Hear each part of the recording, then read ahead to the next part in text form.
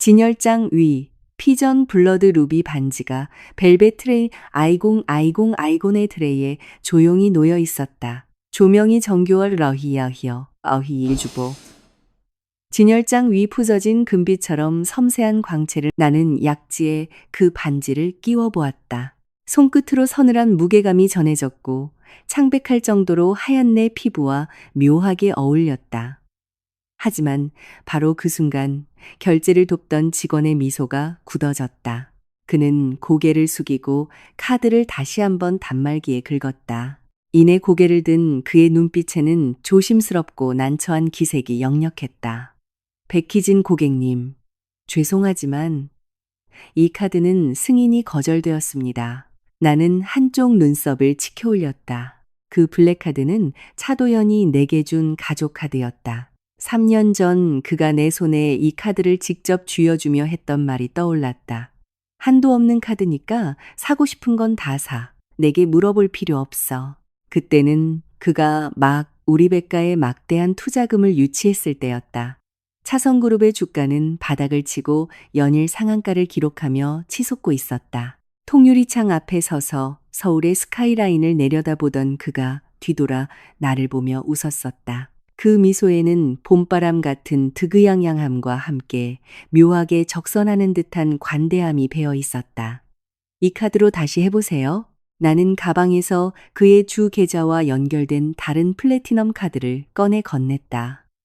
직원이 카드를 받아 단말기를 조작했지만 화면에는 붉은색 경고창이 떴다. 직원의 표정이 변했다. 입술을 일자로 꾹 다문. 그가 눈을 치켜뜨며 아주 낮게 속삭였다. 고객님, 이것도 안 됩니다.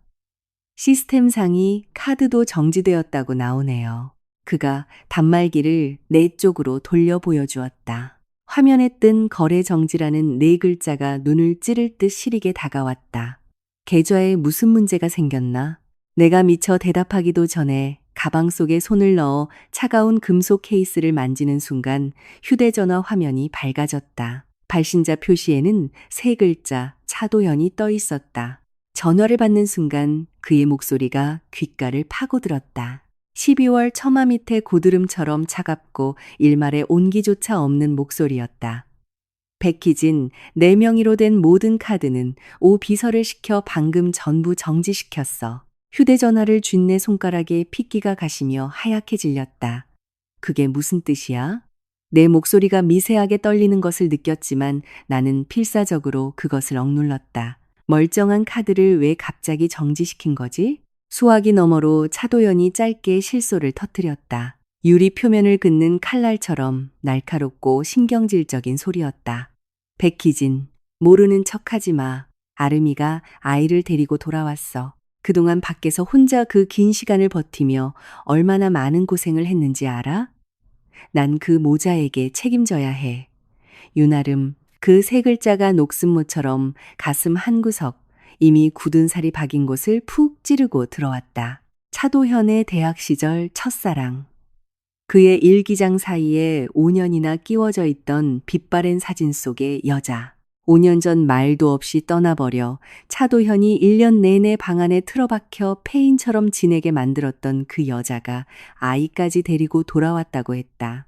차도현, 똑똑히 들어. 나는 숨을 깊게 들이마셨다. 가슴이 턱 막혀 숨조차 쉬기 어려웠다. 난 당신의 법적인 아내야. 우리가 결혼한 지 3년. 차성그룹의 자원줄은 내가 이어줬고 내 인맥까지 전부 당신 쪽에 쏟아부었어. 평창동 본가 대소사도 다 내가 챙겼지. 그런데 지금 5년 만에 나타난 여자 때문에 내 카드를 정지시키겠다고? 네가 내 아내니까. 그의 목소리가 갑자기 높아지며 단단한 저기를 띄었다. 그 자리에 앉아있으면 그만한 포용력을 보여야지. 난 이미 아름이와 로운이를 평창동 본가로 데려왔어. 당장 들어와서 아름이에게 사과해. 그리고 앞으로 그 모자를 잘 보살펴. 내 말대로 하지 않겠다면 넌 차성그룹 사모님이라는 껍데기만 쓴 채 무일푼으로 살게 될 거다. 선택은 내 몫이야. 아내. 나는 이를 꽉 깨물고 두 글자를 뱉어냈다. 음절 하나하나가 무언가를 짚부수는 것 같았다. 차도연, 잊지 마. 3년 전 우리 백가의 투자가 아니었으면 차성그룹은 진작에 파산했어. 윤아름은 5년 전에 미련 없이 떠났고 지금 출처도 모를 아이를 데리고 돌아온 건데 내가 고개를 숙이라고? 꿈깨. 백희진, 주제 파악 좀 해. 그의 목소리가 완전히 싸늘하게 식었다. 단어 하나하나에 짜증 섞인 칼날이 묻어 있었다. 마지막 기회를 주지. 당장 본가로 돌아와 아름이와 아이를 받아들인다면 카드 정지는 풀어주마. 앞으로도 차성의 재산 절반은 내 몫일 테니까. 하지만 끝까지 고집을 부린다면 이혼할 준비나 해. 그때가 되면 넌 단 한 푼도 챙기지 못할 거다. 단 한 푼도 챙기지 못할 거다. 그 말을 듣는 순간 나는 나도 모르게 웃음을 터뜨렸다. 목구멍에서 비집고 나온 웃음은 씁쓸했지만 도무지 멈출 수가 없었다. 한참을 웃자 주변의 고객들이 힐끔거렸고 직원조차 뒷걸음질을 쳤다. 차도현. 나는 웃음을 거두고 내 귀에도 낯설 만큼 평온한 목소리로 말했다. 넌 내가 정말 네 돈으로만 살아온 줄 아는구나. 그는 아마 영원히 모를 것이다. 내 명의로 된 루미나 인터내셔널이라는 기업이 이미 10년 전에 다국적 거대 그룹으로 성장했다는 것을, 그 자산 규모는 차성그룹의 3배가 넘는다는 것을 말이다. 3년 전 그와 결혼하며 주입된 그 막대한 투자금은 우리 백가의 돈이 아니라 나 백희진 개인의 자금이었다. 백가는 단지 서류 상달이 역할을 했을 뿐이다. 내가 그와 결혼했던 이유는 단순했다. 할아버지의 임종 전 유언, 그리고 내가 18살 때 그에게 느꼈던 아주 보잘것없는 설렘 때문이었다. 하지만 결혼 후 3년 동안 그의 마음속에는 늘 윤아름이 자리 잡고 있었다. 내게는 무관심했고 심지어 내 생일조차 기억하지 못했다. 어느 겨울 내가 40도 고열에 시달리며 전화를 걸었을 때 그는 윤아름의 옛 친구와 식사를 하고 있었다. 그가 남긴 말은 단 한마디였다. 혼자 응급실 가. 난 지금 갈 수가 없어. 나는 패딩을 껴입고 혼자 택시를 타고 응급실에 갔다. 간호사가 보호자를 찾았을 때 나는 보호자가 없다고 답했다. 그때의 그 작은 설렘은 매일 반복되는 냉대 속에서 이미 흔적도 없이 닳아 없어진 지 오래였다. 그때 수화기 너머로 가냘프고 여린 여자의 목소리가 들려왔다. 다분히 의도적인 억울함이 섞인 목소리였다. 도현 씨, 희진 씨한테 그렇게 말하지 마요. 다 내 잘못이에요. 내가 돌아와서 두 사람을 방해하면 안 되는 거였어요. 그냥 제가 로운이 데리고 떠날게요. 아름아, 그런 말 마. 차도연의 목소리가 순식간에 물이 뚝뚝 떨어질 듯 다정하게 변했다. 여기 가만히 있어. 내가 일 처리하고 금방 갈게. 그러고는 다시 수화기를 향해 차가운 목소리를 냈다. 백희진, 들었지? 아름이는 이렇게 속이 깊은데 넌 기어코 아름이와 기싸움을 해야겠어? 분명히 말하지만 아름이와 로운이는 내가 지킨다. 알아들었으면 당장 본가로 와서 사과하고 모시도록 해.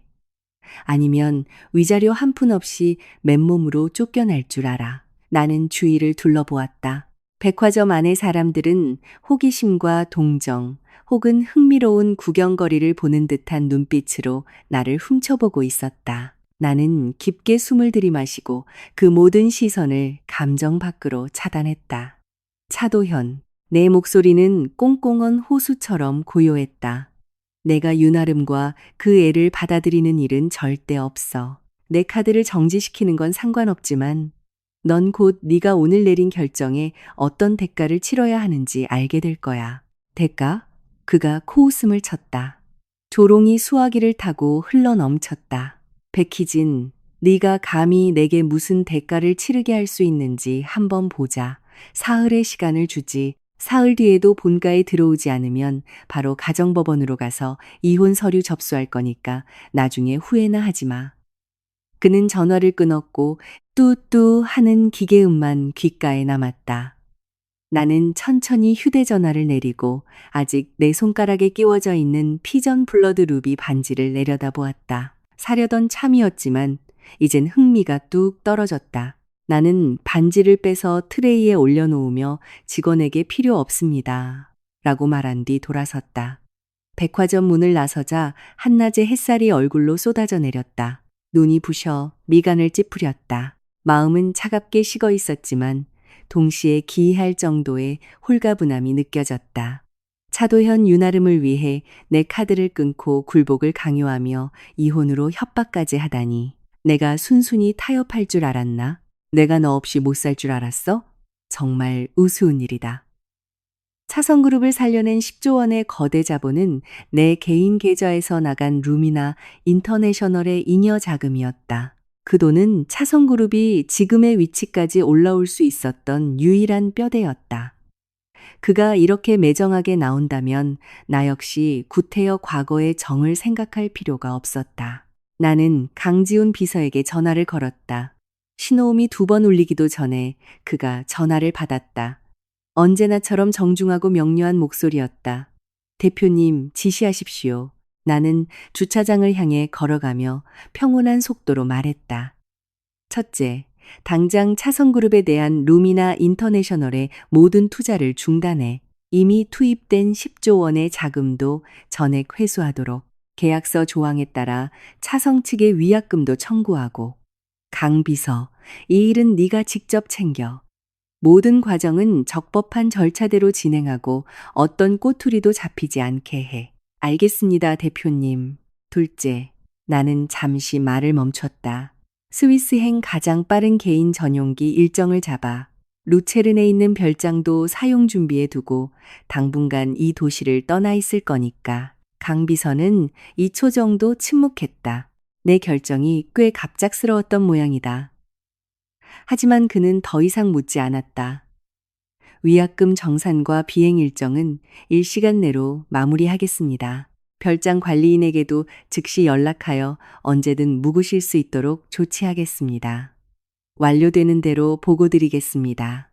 전화를 끊고 운전석 문을 열어 차에 낮고 안정적인 엔진 소리가 울렸다. 나는 차 안에 30초가량 가만히 앉아 아퓨리 너머의 하늘을 바라보았다. 구름 한 점 없이 맑고 푸른 하늘이었다.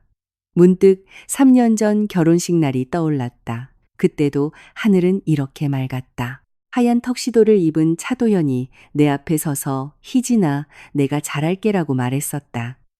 그때 그의 눈빛은 진심이었다. 적어도 그때만큼은. 하지만 사람의 마음은 변한다. 아니, 애초에 그의 마음속에 내 자리는 없었던 것일지도 모른다. 나는 기어를 변속하고 차를 도로로 합류시켰다. 룸미러 속 백화점이 점점 멀어지고 작아지며 마침내 서울의 스카이라인 속에 묻힌 흐릿한 점이 되었다. 나는 단 한 번도 뒤돌아보지 않았다. 같은 시각, 평창동 저택. 차도현은 내 전화를 끊고 난 뒤에도 여전히 얼굴의 냉기가 가시지 않은 상태였다. 하지만 윤아름을 향해 고개를 돌렸을 때 그의 눈빛은 얼음 밑에서 솟아나는 온천수처럼 부드러워졌다. 아름아, 마음에 두지 마. 그는 손을 뻗어 그녀의 어깨를 감싸며 다정하게 말했다. 희진이가 워낙 버릇이 없어서 그래. 고집 좀 부리다 제풀에 지치면 돌아와서 사과할 거야. 넌 여기서 아무 걱정 말고 푹 쉬어. 윤아름은 물기 어린 눈망울로 그를 올려다보며 손끝으로 눈가를 살짝 훔쳤다. 사실 거기엔 눈물 한 방울도 맺혀 있지 않았다. 도현 씨. 그녀가 입술을 깨물며 말했다. 전 정말 괜찮아요. 그저 희진 씨한테 너무 미안해서 그래요. 차라리 제가 로운이 데리고 떠나는 게 맞지 않을까요? 저 때문에 두 분이 싸우는 건 싫어요. 바보 같은 소리마. 차도현이 말을 자르며 그녀를 제 품으로 끌어당겼다. 과거에 널 지키지 못해서 5년 동안 밖에서 혼자 아이 키우며 고생하게 한 건 내 잘못이야. 이제야 네가 돌아왔는데 내가 널 어떻게 다시 보내. 차성그룹 사모님 자리는 원래 내 것이었어. 백희진이 그 자리만 차지하고 제 구실을 못했으니 이제 자리에서 내려올 때가 된 거지. 그때 옆에서 찻잔을 들고 서 있던 정 아주머니의 손이 미세하게 떨렸다. 그녀는 속으로 한숨을 내쉬며 백희진을 동정했다. 지난 3년간 백희진이 평창동 본가 사람들에게 얼마나 잘했는가. 명절마다 고용인들에게 챙겨준 보너스가 주인 집보다 두둑했고, 시어머니인 이 여사가 입원했을 때도 밤을 새워가며 병수발을 들었다. 차도연이 접대 자리에서 술에 취해 차 안에 토를 했을 때도 묵묵히 차를 몰아 그를 데려온 건 백희진이었다. 불평 한마디 없었다. 하지만 도련님은 그런 희생은 안중에도 없었다. 정 아주머니가 찻쟁반을 탁자에 내려놓고 주방으로 물러나려 할 때 유나름의 목소리가 다시 들렸다. 도연 씨, 희진 씨는 정말 괜찮을까요? 제가 도연 씨를 빼앗아갔다고 원망하면 어쩌죠? 원망은 무슨? 차도연이 코웃음을 쳤다. 불만 있으면 당장 이혼하라고 할 거야. 아름아, 넌 쓸데없는 생각 말고 몸조리나 잘해. 내가 회사 일 좀 정리하고 나면 떳떳하게 너와 로운이에게 신분을 되찾아 줄 테니까. 주방에서 그 대화를 듣고 있던 정 아주머니는 컵을 닦던 손을 멈췄다.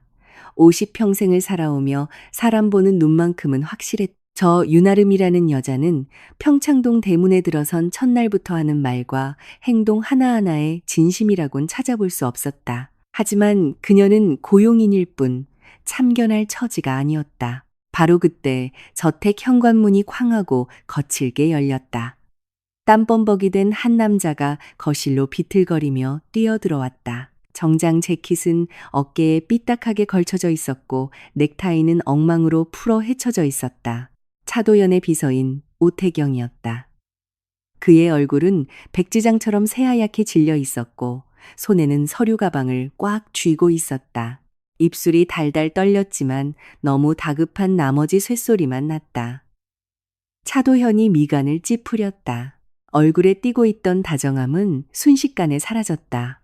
오, 비서, 왜 이리 허둥대? 내가 아름이랑 이야기하는 거 안 보여?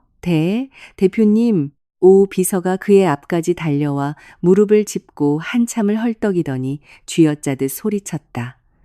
백 사모님이 떠났습니다. 게다가 루미나 인터내셔널을 움직여 우리 차성에 들어온 투자를 전면 중단시켰습니다. 예전에 들어왔던 10조 원의 투자금마저 전액 회수해버렸다고요. 차도연이 소파에서 벌떡 일어나며 큰 손으로 비서의 멱살을 틀어주었다. 그의 얼굴이 일그러졌다. 다시 말해봐. 백희진이 10조 원을 빼갔다고? 걔가 무슨 권리로? 그 돈은 백가 어르신이 내게 준 거잖아. 집에서 살림이나 하는 여자가 무슨 수로 마음대로 돈을 빼가. 유나름이 놀란 듯 아 하고 짧은 비명을 지르며 비틀거리다 차도연의 팔을 붙잡았다. 도연 씨, 이게 무슨 소리예요? 희진 씨한테 어떻게 그런 큰 능력이 있어요? 뭔가 착오가 있는 거 아니에요? 착오요? 오 비서가 울상을 지으며 멱살 잡힌 채로 서류 가방에서 문건 뭉치를 꺼내 탁자 위에 거칠게 내던졌다. 대표님, 직접 보십시오. 이게 루미나 인터내셔널에서 보내온 계약 해지 통보서입니다. 그리고 이건 우리 그룹의 현재 재무제표고요. 사모님이 10조 원을 빼가는 바람에 3대 핵심 프로젝트가 올스톱 되었습니다. 파트너사들도 상황이 이상하게 돌아가자 줄줄이 자금을 빼고 있습니다. 은행권에서는 만기가 도래한 대출금 5천억을 당장 상환하라고 압박 중입니다. 지금 회사 법인 계좌가 모조리 동결됐습니다. 동결? 차성그룹은 파산입니다. 파산이라고요. 파산. 차도연이 재무제표를 거칠게 낚아챘다. 힘을 너무 준 나머지 손가락이 덜덜 떨렸다. 종이 위 숫자들이 새까만 개미떼처럼 그의 눈을 파고들었다. 총부채 8조 7천억 원, 계좌 잔액 마이너스 120억 원. 그가 서류를 바닥에 내팽개쳤다. 거실 바닥에 종이들이 흩날렸다. 그중 한 장이 유나름의 발치에 떨어졌다. 그녀가 고개를 숙여 그 종이를 슬쩍 훔쳐보았다. 그녀의 동공이 급격히 수축했고 여리여리하던 표정이 순간적으로 굳어버렸다. 그녀는 백희진이 그저 차도현의 돈으로 살아가는 예쁜 꽃병인 줄만 알았다. 그런데 방금 오 비서가 뭐라고 했지? 자산 가치가 수십조에 달한다는 그 전설적인 다국적 기업, 루미나 인터내셔널이 백희진의 것이라고? 말도 안 돼. 차도연의 목소리가 삑사리를 냈다. 백희진이 나랑 결혼하고 3년 동안 집에서 꽃꽂이나 하고 살았는데 회사 문턱도 넘어본 적 없는 여자가 어떻게 자기 소유의 그룹이 있다는 거야. 그 10조 원은 분명 백가의 돈이었어. 대표님이 정말 모르고 계셨던 겁니다. 오 비서가 멱살이 조여 불그락푸르락해진 얼굴로 발버둥치며 말했다. 루미나 인터내셔널은 사모님이 18살 때 직접 설립한 회사입니다. 그동안 뒤에서 직접 경영해 왔지만 대표님께 티를 내지 않으셨던 것뿐이에요. 3년 전 우리 쪽에 투입된 10조 원은 백가의 돈이 아니라 백희진 사모님 개인 자산이었습니다. 사모님의 재력은 우리 차성그룹보다 3배는 더 큽니다. 대표님, 차도현의 손이 스르륵 풀렸다. 오 비서는 뒷걸음질을 치며 소파 팔걸이에 기대 가쁜 숨을 몰아쉬었다. 차도현은 벼락을 맞은 석상처럼 그 자리에 굳어버렸다. 얼굴의 핏기가 서서히 완벽하게 빠져나갔다. 그는 백희진이 자신과 결혼한 것이 신분 상승을 위한 것이라 굳게 믿었다. 그녀가 자신 없이는 살 수 없을 거라 여겼고 그녀가 누리는 화려한 삶은 전부 자신이 베푼 것이라 착각했다. 하지만 오비서의 말에 따르면 백희진은 차성보다 3배나 거대한 다국적 기업의 오너였다. 차성을 위기에서 건져냈던 그 어마어마한 자금도 그녀의 돈이었다. 늘 자신의 곁에서 다정하게 때로는 비굴해 보일 정도로 순종적이었던 여자가 그토록 깊은 속내를 숨기고 있었던 것이다. 대표님, 지금 은행 사람들이 회사 로비에 진을 치고 있습니다. 오 비서의 목소리가 갈수록 다급해졌다. 오늘 대출금을 막지 못하면 당장 사옥을 압류하겠다고 합니다. 하청업체들도 떼거지로 몰려와 대금 결제를 요구하고 있습니다. 회사 전체가 아수라장입니다. 우린 정말 벼랑 끝에 몰렸습니다. 차도현이 그제야 정신을 차렸다. 그는 황급히 휴대전화를 쥐었다. 손이 너무 떨려 번호를 제대로 누르기조차 힘들었다. 백희진의 번호를 찾아 통화 버튼을 눌렀지만 차가운 안내 멘트만 돌아왔다. 전원이 꺼져 있어 삐 소리 후 음성 사서함으로 연결됩니다. 카카오톡을 열어 메시지를 보내보려 했지만 채팅창에는 붉은색 느낌표만 떴다. 차단당한 것이다. 찾아. 그는 오비서의 팔을 거칠게 움켜쥐었다. 눈은 핏발이 서 있었다. 어떻게든 방법을 총동원해서 그 여자 찾아내. 아름이랑 아이를 집에서 내보내겠다고. 내가 직접 무릎 꿇고 사과하겠다고 전해. 그 여자가 투자를 다시 돌려놓기만 한다면 원하는 건 뭐든 다 주겠다고 해. 오비서가 난처한 표정을 지었다. 대표님, 이미 다 해봤습니다. 사모님의 개인 폰, 수행비서 폰 전부 불통입니다.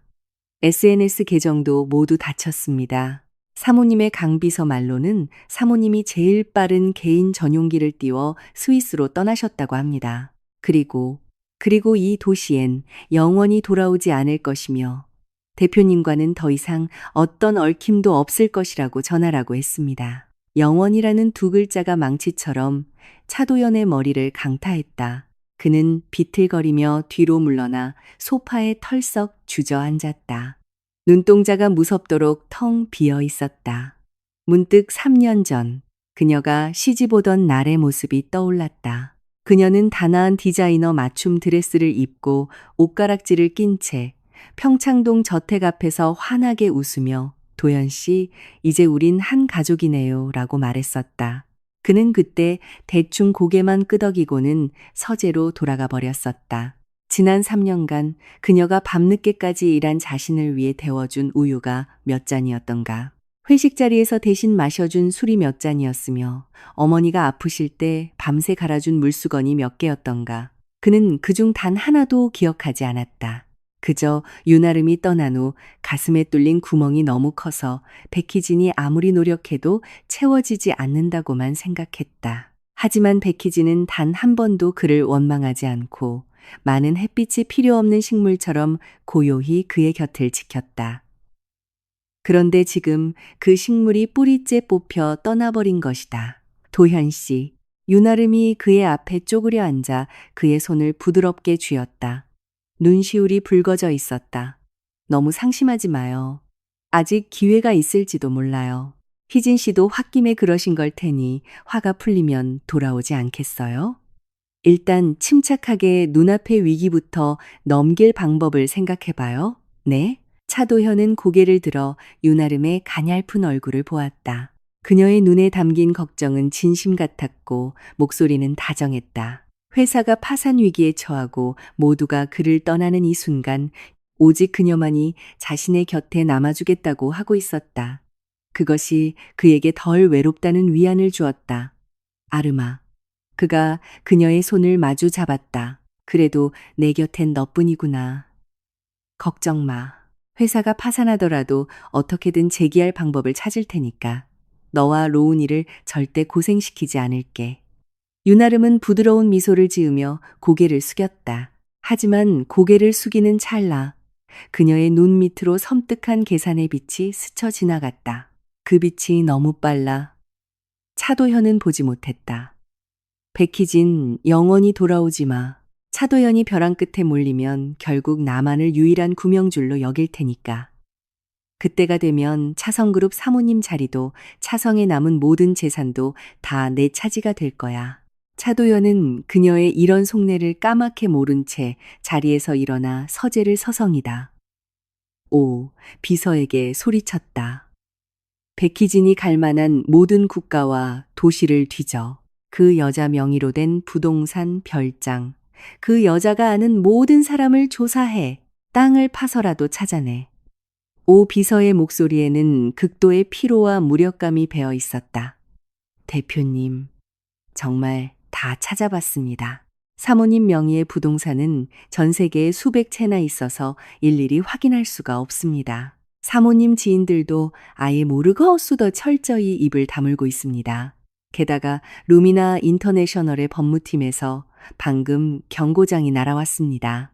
우리가 사모님의 지인이나 가족에게 계속 접촉을 시도하면 즉각 업무방해와 사생활 침해로 소송을 걸겠다고요. 소송? 차도현이 분노로 온몸을 떨었다. 내 돈을 빼가서 회사를 망하게 해놓고 이젠 소송을 걸겠다고? 백희진, 독한 여자. 그는 후회했다. 창자가 끊어질 정도로 후회했다.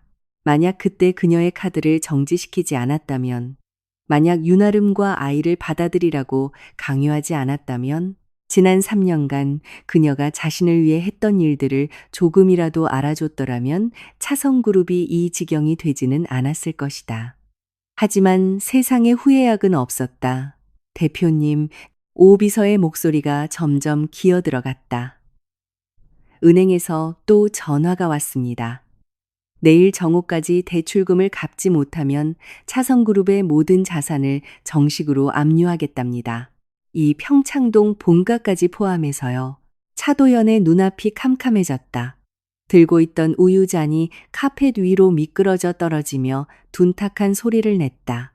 새하얀 우유가 카펫 위로 흉측한 얼룩을 번지게 했다. 그 시각 나는 스위스행 전용기 안에 앉아 있었다. 창밖으로는 구름바다가 끝없이 펼쳐져 있었고 햇빛을 받아 황금빛으로 물든 새하얀 바다 같았다. 강지훈 비서가 미지근한 물 한 잔을 가져와 컵홀더에 내려놓으며 조용히 말했다. 대표님, 차도연 쪽은 완전히 패닉 상태입니다. 오 비서가 동원할 수 있는 모든 인맥을 쓰고 사설 탐정까지 고용해 대표님의 행방을 찾고 있습니다. 나는 잔을 들어 한 모금 마셨다. 온도가 적당했다. 예상했던 반응이었다. 이제야 다급해졌나 본데 너무 늦었지. 강 비서가 고개를 끄덕이며 태블릿 PC를 내밀었다. 경제 뉴스 속보창이 떠 있었다. 자극적인 헤드라인이 눈을 찔렀다. 차성그룹 10조 원 자금 회수당해 주가 폭락, 파산 초입기 나는 화면을 끄고 등받이에 기대어 눈을 감았다. 비행기 엔진의 낮고 일정한 소음이 모든 잡음을 덮어주었다. 18살 때 루미나 인터내셔널을 설립하던 때가 떠올랐다. 대학에 갓 입학했을 무렵 나는 할아버지가 물려주신 초기 자금을 손에 쥐고 기숙사에서 밤을 새워가며 사업 계획서를 썼다. 첫 거래는 내가 직접 발로 뛰어 따냈다. 상대방은 50대 노장 기업가였고 어린 여자애를 보더니 책상을 치며 장난치지 말고 집에 가서 숙제나 해라라고 호통을 쳤었다. 나는 물러서지 않고 그의 사무실에 4시간을 서서 기다렸고 결국 그는 내 이야기를 들어주었다. 그 첫 거래가 루미나 인터내셔널의 초석이 되었다. 10년이 지난 지금 루미나 인터내셔널은 IT, 금융, 부동산을 아우르는 초거대 글로벌 기업이 되었다. 하지만 차도연과 결혼한 3년 동안 그의 눈에 나는 그가 먹여 살리는 꽃병에 불과했다. 그는 내 과거를 묻지 않았고 내 일에 관심조차 없었으며 시내 중심가에 있는 내 오피스에 단 한 번도 찾아온 적이 없었다. 그가 가족 카드를 던져주었을 때의 태도는 마치 집에 키우는 고양이에게 사료를 던져주는 것과 같았다. 그리고 이제 그는 그 카드를 빼앗았다. 눈을 떴을 때 창밖의 구름이 얇아지기 시작했다. 저 아래로 알프스 산맥의 설원이 어렴풋이 보였다. 스위스에 거의 다 와가고 있었다. 평창동 본가의 상황은 엉망으로 휘저어진 죽속 같았다. 차도연은 서재에 틀어박혀 이틀째 나오지 않았다. 재떨이에는 담배꽁초가 산처럼 쌓여 있었고 공기 중에는 매캐한 탄내가 가득했다. 그가 집어던진 휴대전화의 액정 파편이 카페 뒤에 흩어져 있었다. 오 비서가 그 옆에 쪼그려 앉아 파편을 주워 담고 있었다. 차도현이 전화통에 대고 고래고래 소리를 질렀다. 목소리는 사포로 문지른 쇳덩이처럼 갈라져 있었다. 내가 너희들을 몇 년을 먹여 살렸는데 사람 하나 못 찾아. 백희진이 어디로 증발하기라도 했어? 여자가 맨몸으로 어디로 가겠냐고. 전화기 너머의 흥신소 직원 역시 울상이었다. 대표님, 정말 최선을 다했습니다. 국내 모든 공항 KTX역 호텔은 물론이고 VVIP 멤버십 클럽까지 다 뒤졌지만 흔적조차 없습니다. 국제선 항공편도 연주를 다 동원해 알아봤는데 루미나 인터내셔널 전용기 항로는 최고 등급으로 암호화되어 있어 목적지를 알 수가 없습니다. 암호화? 차도연이 주먹을 꽉 쥐자 관절이 뚝뚝 끊어지는 소리가 났다. 항로까지 숨겨? 대체 무슨 꿍꿍이야? 진작부터 날 떠날 계획을 세우고 있었던 건가? 그 생각이 한번 들기 시작하자 걷잡을 수 없이 퍼져나갔다. 결혼 3년 동안 백희진의 조용했던 모습이 떠올랐다. 그녀는 차도연의 일에 간섭하지 않았고 자신의 사업에 대해서도 입 밖에 낸 적이 없었다. 그는 그것이 그녀가 자신을 전적으로 의지하고 순종하는 증거라고 믿었다. 하지만 이제야 깨달았다. 그녀는 언제든 떠날 수 있는 퇴로를 단단히 만들어 놓고 있었던 것이다. 그녀는 단 한순간도 자신에게 온전히 속한 적이 없었다. 대표님, 오 비서가 조심스레 입을 열었다. 백가 쪽에도 연락을 취해봤는데 백 회장님 말씀이 사모님이 떠나기 직전에 집안과 완전히 연을 끊었다고 합니다. 사모님 명의의 백가 지분도 전부 양도하고 사라지셔서 백가 사람들도 연락이 안 닿는다고 합니다. 연을 끊어? 차도연의 눈앞이 까매지며 책상 모서리를 붙잡고 간신히 버텼다. 가슴에 커다란 바위가 짓누르는 것 같았다. 친정까지 버리다니. 얼마나 독한 여자인가. 그는 백희진이 화가 나서 집을 나갔더라도 백가 사람들과는 연락을 주고받을 거라 여겼었다. 그런데 그녀는 과거의 모든 것을 완벽하게 도려내버렸다. 자신도, 친정도, 이 도시의 모든 인연까지도. 게다가 대표님, 사모님께서 카드를 정지당하신 그날, 루미나 인터내셔널은 즉시 글로벌 자산 보호 프로그램을 가동했습니다. 사모님의 모든 자산이 독립적인 신탁 형태로 운용되어 위치를 추적할 단서가 하나도 남지 않았습니다. 차도현은 의자에 털썩 주저앉아 천장을 응시했다. 그제야 자신이 백희진에 대해 아는 것이 얼마나 보잘것없었는지 깨달았다. 그녀가 얼마나 거대한 제국을 세웠는지. 인맥이 얼마나 넓은지, 그리고 마음이 얼마나 차갑게 식어버렸는지조차 몰랐다. 자신이 모든 것을 통제하고 있다고 믿었지만 결국 그 모든 것은 그녀의 손바닥 안에서 벌어지는 연극에 불과했다. 서재문이 조심스레 열리고 유나름이 따뜻한 우유 한 잔을 들고 들어왔다. 엉망진창이 된 방 안과 넋이 나간 차도연의 모습을 본 그녀의 얼굴에 짙은 걱정이 피어올랐다. 도연 씨, 하루 종일 아무것도 못 드셨잖아요. 이거라도 좀 드세요. 차도연은 그녀를 쳐다보지도 않은 채 창밖만 바라보며 중얼거렸다. 백희진을 못 찾겠어. 어디로 숨었는지 알 수가 없어. 유나름이 우유를 책상에 내려놓고 그의 뒤로 다가가 어깨를 부드럽게 토닥였다. 너무 조급하게 생각하지 마요. 희진 씨도 일시적으로 감정이 격해져서 그런 걸 테니까 화가 풀리면 자연스레 돌아올 거예요. 우선은 회사 위기부터 해결해요. 회사가 버텨내면 희진 씨도 알아서 나타날지 모르잖아요. 해결? 차도현이 핏발선 눈으로 고개를 번쩍 들었다. 어떻게 해결해? 회사는 파산 직전이고 계좌는 다 동결됐어. 부채만 8조 원이 넘어. 백희진의 투자금 없이는 절대 버틸 수 없어. 아름아, 나더러 대체 어떡하라는 거야? 유나름이 눈을 내리깔며 가냘픈 목소리로 말했다. 도현 씨, 제가 그동안 모아둔 돈이 조금 있어요. 많진 않지만 5천만 원 정도 돼요. 일단 이거라도 급한 불 끄는 데 쓰세요. 그리고 제 예전 친구들에게도 부탁해서 차성그룹에 투자할 수 있는지 알아볼게요. 차도연은 그녀를 바라보았다. 그가 가장 비참한 밑바닥에 떨어졌을 때 전 재산을 내놓으며 돕겠다고 나선 사람은 유나름이었다. 정작 그의 곁을 지켰어야 할 백희진은 지구 반대편으로 숨어버렸는데 말이다. 아름아, 그가 그녀의 손을 꼭 쥐었다. 고마워. 내가 백희진을 찾아서 투자금을 다시 돌려받으면 너한테 꼭 보답할게. 너와 로운이가 최고로 행복하게 살 수 있게 해줄게. 고맙다는 말 안 해도 돼요. 유나름이 고개를 숙이며 약간 목맨 소리로 말했다. 전 도연 씨를 위해 기꺼이 하는 거니까요. 하지만 고개를 숙인 그녀의 눈빛 속에서 스쳐간 계산적인 번뜩임을 차도연은 보지 못했다. 백희진, 절대 돌아오지 마.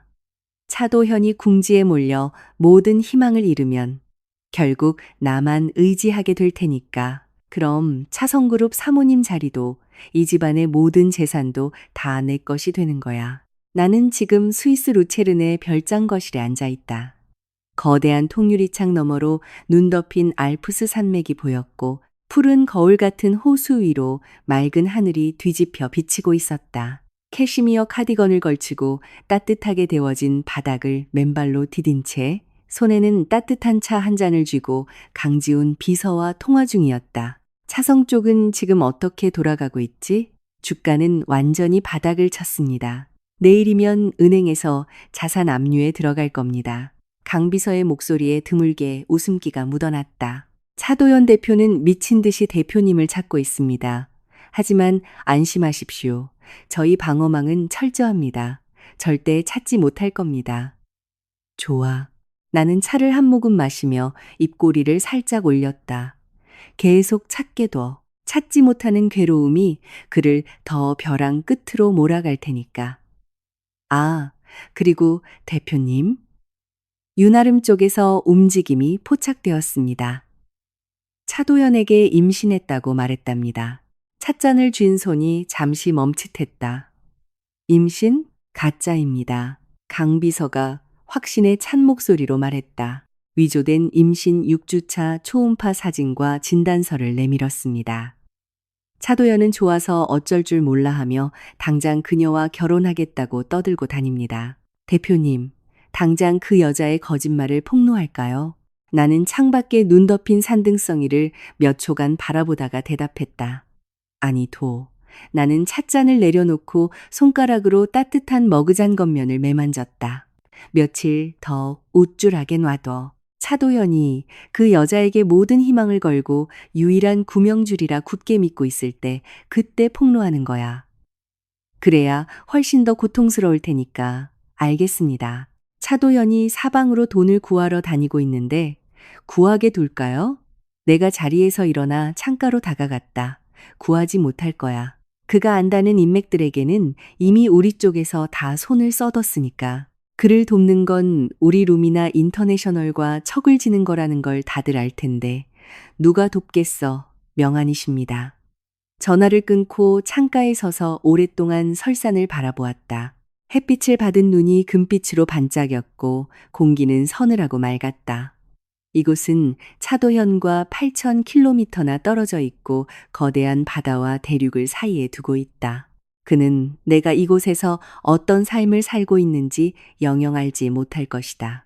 유나름의 속셈은 뻔했지만 그녀가 가진 패는 너무 빈약했다. 조잡하게 위조된 임신진단서 한 장으로 파산한 남자를 올가매려 하다니 너무 순진한 생각 아닌가. 평창동 저택, 정 아주머니가 정성껏 끓인 인삼 대추차를 쟁반에 받쳐들고 주방을 나섰다. 유나름에게 가져다 줄 참이었다. 복도를 지나가는데 거실 쪽에서 누군가 아주 낮게 속삭이는 소리가 들렸다. 소리는 작았지만 젊은 시절부터 고된 식당 일을 하며 귀가 밝아진 정 아주머니는 벽 너머의 소리도 꽤 정확히 잡아낼 수 있었다. 걱정 마. 유나름의 목소리였다. 평소에 여리여리하고 애처로운 톤과는 완전히 딴판인 차갑고 앙칼진 목소리였다. 차도현은 지금 내 말이라면 껌뻑 죽어. 내가 차성 사모님 자리를 꿰차고 이 집안 재산을 다 움켜쥐면 백희진 그 여자가 돌아와도 뼈도 못 추리게 짓밟아 줄 거야. 정 아주머니의 발걸음이 그 자리에 못 박힌 듯 멈췄다. 쟁반을 든 손이 덜덜 떨렸다. 숨을 죽이고 문틈으로 살짝 엿보니 유나름이 소파에 다리를 꼬고 앉아 통화를 하며 의기양양하게 웃고 있었다. 그 임신 진단서 아주 감쪽같. 차도연은 의심은커녕 감격해서 울기 직전이던데 걔가 이리저리 뛰어다니며 대출금을 메우고 차성그룹을 살려내면 그때 바로 이혼하라고 몰아붙일 거야. 그럼 난 당당히 호적에 오르는 거지. 차성의 모든 건 다 내 차지가 될 테니까. 정 아주머니는 쟁반을 든 채 복도 모퉁이로 물러났다. 심장이 터질 듯이 뛰었다. 그녀는 복도 서랍장 위에 쟁반을 내려놓고는 뒤도 돌아보지 않고 2층으로 뛰어 올라갔다. 마침 근처 절에서 기도를 마치고 돌아온 이 여사가 단정한 생활 한복 차림으로 손에 부적을 쥔 채 2층 복도를 걸어오고 있었다. 사모님! 정 아주머니가 하얗게 질린 얼굴로 목소리를 낮추며 다급하게 불렀다. 사모님, 빨리 1층 거실로 가보세요. 저 유나름이란 여자가. 이 여사가 미간을 찌푸렸다. 왜 그러는데? 걔가 무슨 짓을 했어? 전화 통화를 하는데요. 정 아주머니가 발을 동동 굴렀다.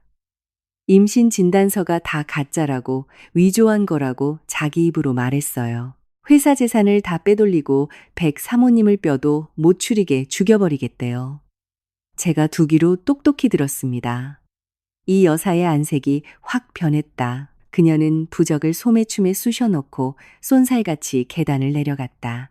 거실 문 앞에 다다랐을 때 문이 살짝 열려 있었고 그 틈으로 유나름의 목소리가 뚜렷하게 새어나왔다. 내가 차성 사모님이 되면 너한테도 한몫 단단히 챙겨줄게. 넌 병원 쪽에 뒷말 안 나오게 꼬리만 잘라내. 쾅! 이 여사가 거실 문을 거칠게 밀어젖혔다. 소파에 앉아 득이양양하게 통화하던 유나름은 문가에 선 이 여사를 보자 마치 일시 정지 버튼이 눌린 것처럼 표정이 얼어붙었다. 들고 있던 휴대전화가 스르륵 미끄러져 소파 위로 툭 떨어졌다. 그녀는 화들짝 놀라 자리에서 일어나며 울상에 가까운 미소를 억지로 짜냈다. 어머니 다녀오셨어요? 유나름. 이 여사가 한 걸음씩 다가가며 겨울바람처럼 서늘하게 말했다. 너 방금 뭐라고 했어? 다시 한번 말해봐. 어머니, 뭔가 오해하신 모양인데요. 유나름이 허둥지둥 휴대전화를 주머니에 쑤셔 넣으며 덜덜 떨리는 입술로 말했다. 방금 친구랑 그냥 농담한 거예요. 장난친 건데 설마 진짜로 믿으신 건 아니죠? 농담? 이 여사가 그녀의 코앞까지 다가가 위에서 아래로 싸늘하게 내려다보았다. 내 임신을 가지고 농담을 해? 우리 차성그룹을 두고 장난을 쳐? 희진이의 목숨을 앗아가겠다는 것도 농담이냐? 유나름, 내가 아주 눈이 삐었지. 너 같은 애를 참하고 가여운 아이라고 착각했다니. 어머니, 정말 오해세요. 유나름의 눈시울이 붉어지며 특유의 가냘픈 태도로 바닥에 털썩 주저앉으려 했다. 전 도연 씨를 너무 사랑해서 너무 같이 있고 싶어서 닥쳐 이 여사가 매섭게 호통쳤다. 그 역겨운 가식 집어치워. 우리 차성가에 너 같은 배은망덕한 뱀을 키울 여유는 없다. 희진이가 이 집에 시집 와서 3년 동안 너희들에게 얼마나 지극정성으로 대했는데 내깎게 그런 아이 자리를 뺏고 남편을 훔치려 들어? 게다가 회사를 집어삼키고 목숨까지 노려? 네 양심은 개나 줬느냐. 유나름은 호통을 들으며 얼굴이 푸르락불그락해졌다. 하지만 이 여사 앞이라 대놓고 화를 낼 수도 없어 계속 불쌍한 척을 이어갔. 어머니, 전 정말 희진 씨를 해칠 생각 없었어요. 그저 도연 씨 곁에 있고 싶었을 뿐이에요. 저 지금 도연 씨 아이까지 가졌잖아요. 부디 이 아이를 봐서라도 이 여사의 눈빛이 얼음장처럼 차갑게 빛나며 그녀의 배를 쏘아보았다. 내 뱃속에 든 게 진짜 우리 도연이 아이가 맞는지 어떻게 확신하지? 내가 보기엔 내 그 진단서 100% 가짜일 텐데 그 말은 부풀어 오른 풍선을 바늘로 찌른 것 같았다. 유나름의 눈동자가 흔들렸고 동공 깊은 곳에서 숨길 수 없는 당혹감이 터져나왔다. 어머니, 어떻게 그런 심한 말씀을 하세요? 대학병원에서 끊어준 진단서가 어떻게 가짜겠어요? 정 못 믿으시겠다면 병원 가서 확인해 보시면 되잖아요. 확인? 좋아. 이 여사가 일말의 망설임도 없이 휴대전화를 꺼냈다. 지금 당장 강남 세브란스 산부인과 최고 권위자에게 왕진을 부탁하마. 내 눈앞에서 직접 초음파를 보고 피를 뽑아보자꾸나. 내 뱃속에 진짜 우리 핏줄이 있는지 없는지 똑똑히 확인해 줄 테니. 유나름은 완전히 패닉에 빠졌다. 그녀는 이 여사의 손목을 꽉 쥐었다. 손톱이 살을 파고들 정도였다. 어머니, 이러지 마세요. 저 지금 배가 살살 아프고 몸이 안 좋아요. 안정을 취해야 한다고요. 게다가 의사를 집으로 부르다니요. 안정? 이 여사가 그녀의 손을 거칠게 뿌리쳤다. 뒤로 그딴 더러운 짓거리를 꾸밀 때는 안정 생각 안 나더냐? 유나름, 오늘 검사는 무조건 받아야 한다. 만약 네가 거부한다면 네 구린 속내를 스스로 인정하는 꼴이다. 그 진단서도 몽땅 가짜라는 증거고 그때 주방 쪽에 있던 정 아주머니가 컵을 닦던 행주를 꽉 쥔 채 거실로 들어와 현관으로 가는 길목을 떡하니 가로막았다. 정 아주머니, 이 여사가 유나름을 가리키며 지시했다. 저 물건 당장 잡아. 한 발짝도 못 도망가게 막아. 난 당장 김 부원장님께 전화할 테니까. 네, 사모님. 정 아주머니가 시원하게 대답하며 거실 출입구를 철통같이 막아섰다. 유나름은 이 여사가 진짜로 전화번호부를 뒤지는 것을 보고 완전히 사색이 되었다.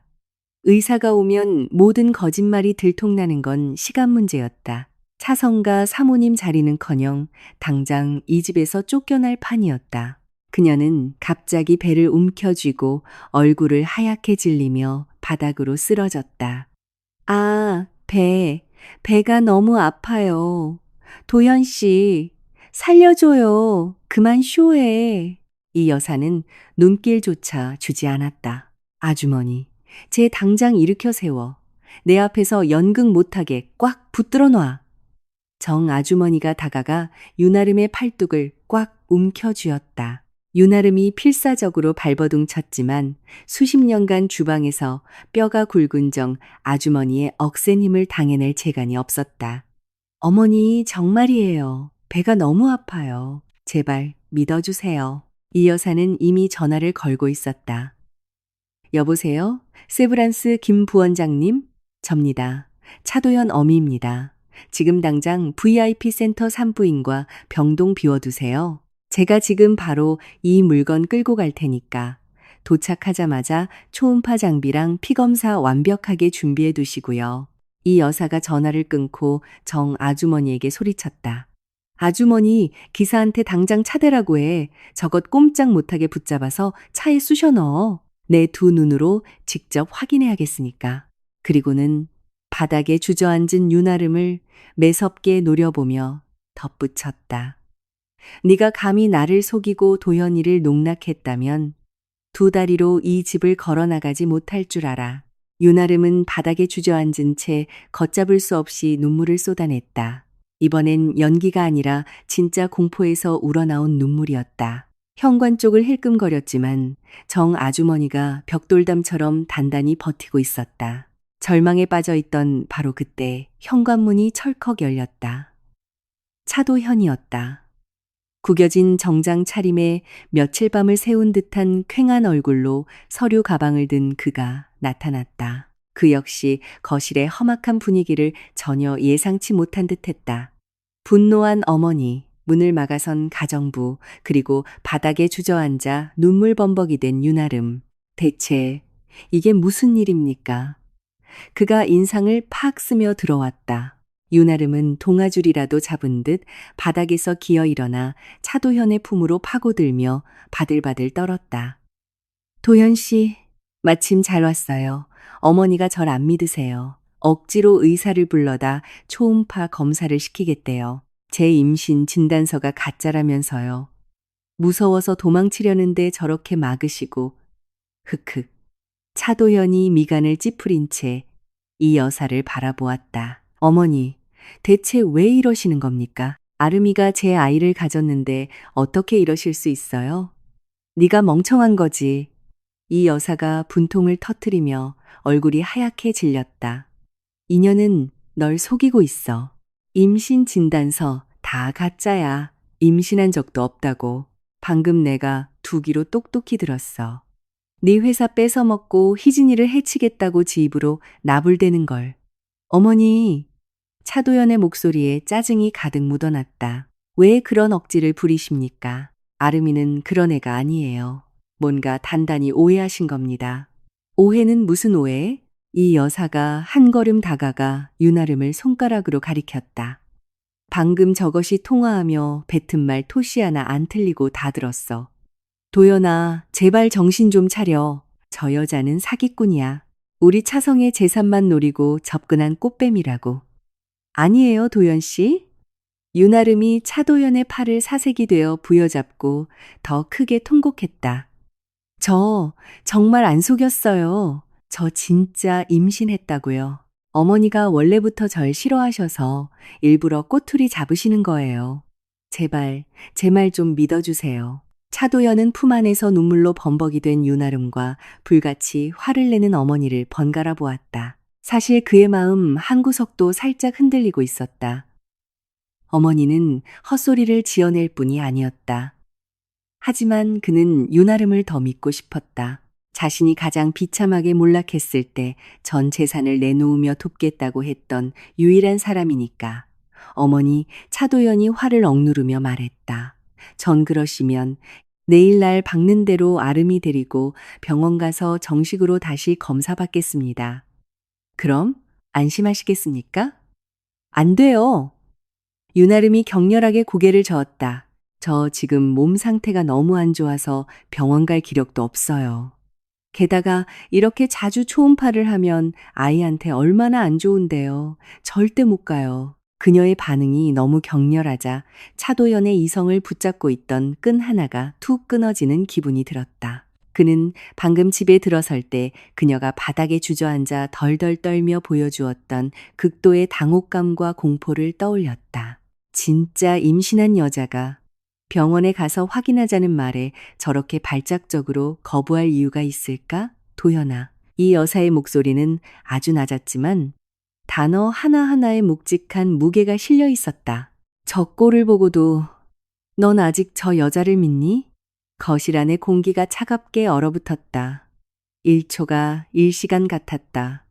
윤아름이 끄끄거리며 우는 소리만 메아리쳤다. 차도현은 윤아름을 감싸 안고 있던 팔을 천천히 풀고 뒤로 반걸음 물러났다. 아주 작은 움직임이었지만 윤아름의 안색은 잿빛으로 변했다. 도현 씨, 그녀가 고개를 들었다. 눈물에 마스카라가 번져 두 줄기 검은 자국이 뺨을 타고 흐르고 있었다. 일단 위로 올라가서 쉬어. 차도연의 목소리가 돌연 서늘하고 담담해졌다. 난 처리할 일이 좀 있으니까. 그는 더 이상 그녀를 쳐다보지도 않고 몸을 돌려 서재로 들어가 버렸다. 문을 닫고 기대선 그는 휴대전화를 꺼내 잠시 망설이다 번호 하나를 눌렀다. 대학 시절부터 친하게 지내던 세브란스 병원의 김 부원장이었다. 선배. 차도연의 목소리는 바닥으로 깔려 있었다.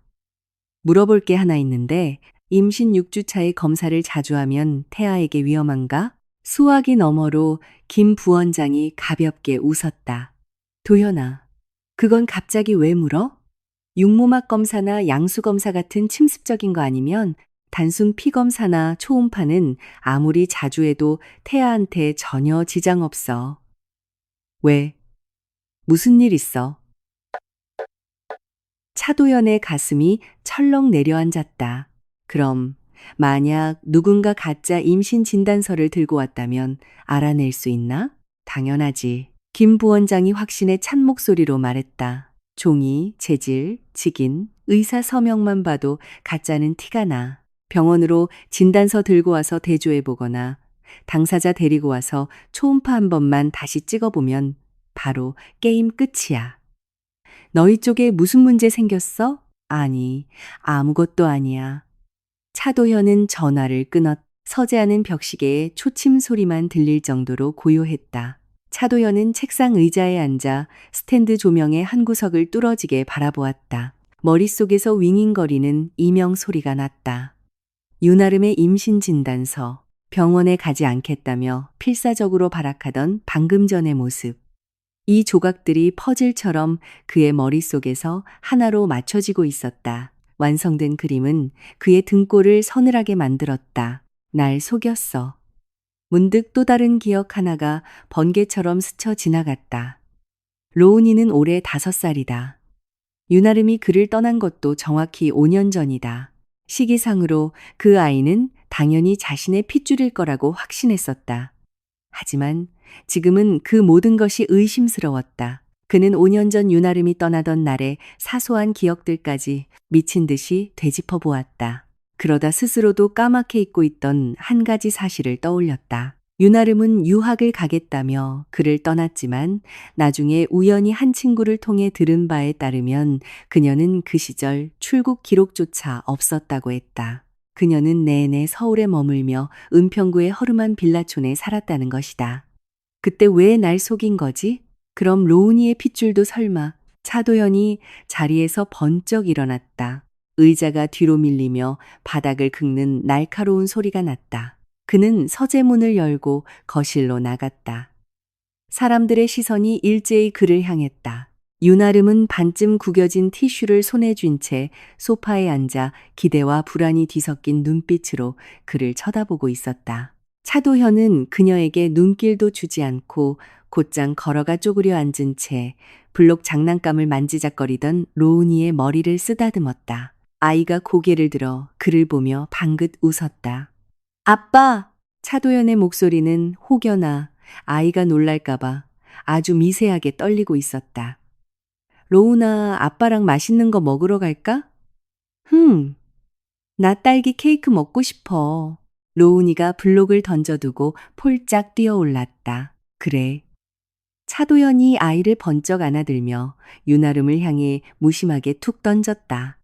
로운이랑 바람 좀 쐬고 올 테니 넌 집에서 쉬고 있어. 그는 뒤도 돌아보지 않고 현관문을 나섰다. 윤아름이 소파에 앉아 입을 번긋하며 일찍 들어와요 라는 말을 채 꺼내기도 전에 굳게 닫힌 문소리가 들려왔다. 그녀는 직감적으로 차도현의 태도가 어딘가 쎄하다는 것을 느꼈지만 정확히 무엇인지 짚어낼 수 없었다.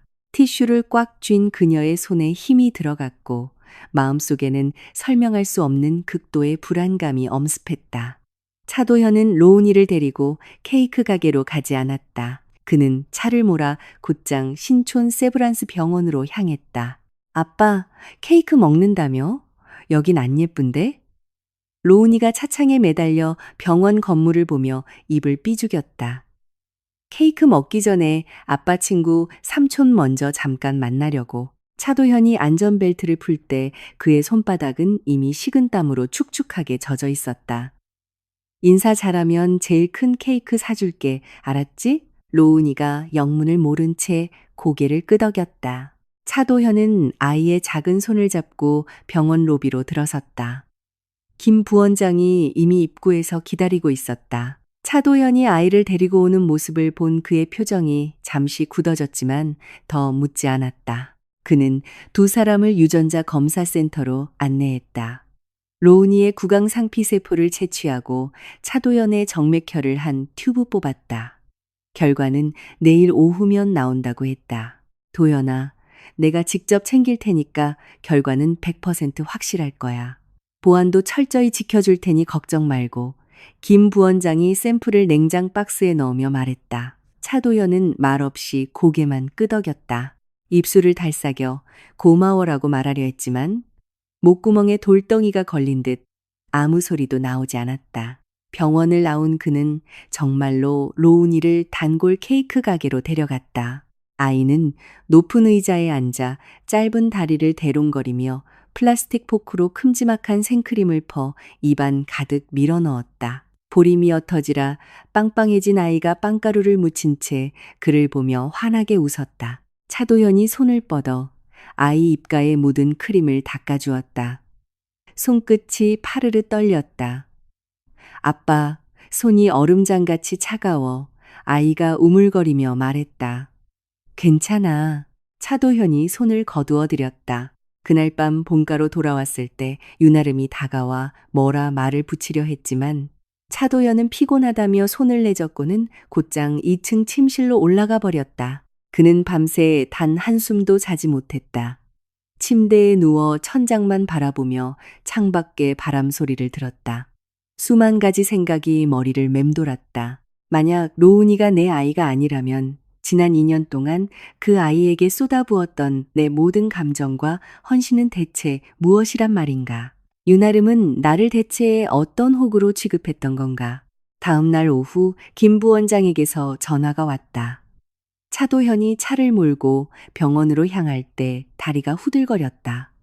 김 부원장이 그에게 밀봉된 서류 봉투를 건넸다. 겉면에는 DNA 친자 확인 검사 결과서라고 적혀 있었다. 차도현은 심호흡을 크게 하고 봉투를 뜯어 결론란을 뚫어지게 쳐다봤다. 문장은 짧았다. 글자 하나하나 다 아는 단어였지만 그것들이 조합되어 만들어낸 문장은 그의 가슴팍에 날카로운 비수를 쑤셔박았다. DNA 감정 결과, 검사 대상자 차도현과 차로우는 생물학적 친자 관계가 성립하지 않음을 판명함. 불일치. 결과서를 쥔 차도현의 손이 사시나무 떨듯 떨렸다. 종이 가장자리가 그의 억센 악력에 찌그러져 깊은 주름이 팼다. 뒤에서 김 부원장이 그를 불렀지만 들리지 않았다. 그는 복도 한가운데 오랫동안 서 있었다. 지나가던 간호사들이 이상한 눈으로 힐끔거릴 때까지. 유나름. 그의 이빨 사이로 새어나온 그 이름에는 짙은 피비린내가 배어 있었다. 나를 완벽하게 농락했다. 가짜 임신, 가짜 아이, 가짜 눈물, 가짜 다정함. 처음부터 끝까지 나는 그녀의 장기판 위에 놓인 체스말이었고 그녀의 손바닥 안에서 놀아난 구제불능의 등신이었다. 그리고 나는 이 끔찍한 사기꾼을 위해 백희진의 카드를 정지시켰고 백희진에게 이 모자를 받아들이라며 온갖 협박과 모욕을 주었다. 나에게 유일하게 진심이었던 여자를 8,000km 밖으로 무참히 내동댕이 쳐버린 것이다. 세상 천지에 나보다 더한 머저리는 없었다. 차도현은 결과서를 반으로 접어 재킷 안주머니에 쑤셔넣고 두 주먹을 불끈 쥐었다. 얼굴에는 아무런 표정도 드러나지 않았지만 그의 눈동자 깊은 곳에는 시뻘건 불길이 미친 듯이 타오르고 있었다. 차를 몰고 평창동 본가로 돌아가는 내내 그는 윤아름의 가면을 산산조각 낼 수십 가지 방법을 떠올렸다. 하나같이 그녀를 찢어 죽여도 시원치 않을 지독한 증오가 서려 있었다. 하지만 본가 대문을 열고 들어섰을 때 거실은 텅 비어 있었고 정 아주머니 홀로 테이블을 닦고 있었다. 윤아름, 어딨어? 그의 목소리는 목구멍 깊은 곳에서 갈려나온 쇳소리 같았다. 2층에서 짐 싸고 있어요. 정 아주머니가 그를 힐끔 쳐다보며 무뚝뚝하게 답했다. 대표님이 자기 데리고 해외로 나간다고 했다던데요. 차도연이 차갑게 실소를 터뜨리며 성큼성큼 계단을 올랐다. 2층 안방문이 활짝 열려 있었다. 윤아름은 옷장 앞에 쪼그려 앉아 트렁크에 콧노래를 부르며 옷을 쑤셔넣고 있었다. 그녀의 등 뒤로 걸려있는 행거에는 백희진이 두고 간 청담동 부티크의 하이엔드 맞춤 드레스들이 가득했다. 화장대 서랍은 열려 있었고 희진이 남긴 고가의 주얼리들이 엉망으로 파헤쳐져 있었다. 어머, 도연 씨. 발소리를 들은 윤아름이 고개를 돌리며 환하게 웃었다. 왔어요? 나 짐 거의 다 쌌는데 우리 출국은 언제 해요? 차도현은 방문턱에 선 채 안주머니에서 구겨진 친자 확인 결과서를 천천히 꺼냈다. 종이를 쫙 펴서 화장대 위로 거칠게 내리쳤다. 출국? 그의 목소리가 소름 끼치도록 차분했다. 윤아름, 출국하기 전에 이거 먼저 읽어봐라. 윤아름의 미소가 얼굴에서 그대로 얼어붙었다. 그녀가 다가가 종이를 내려다보았다. 제목부터 결론란까지 시선이 빠르게 훑어내려갔고 찰나의 순간 그녀의 뺨에서 모든 핏기가 완벽하게 증발했다. 들고 있던 원피스가 바닥으로 툭 떨어졌다. 도현 씨. 이건 가짜 임신, 가짜 아이. 차도연이 무언가를 짓밟듯 한 걸음씩 다가갔다.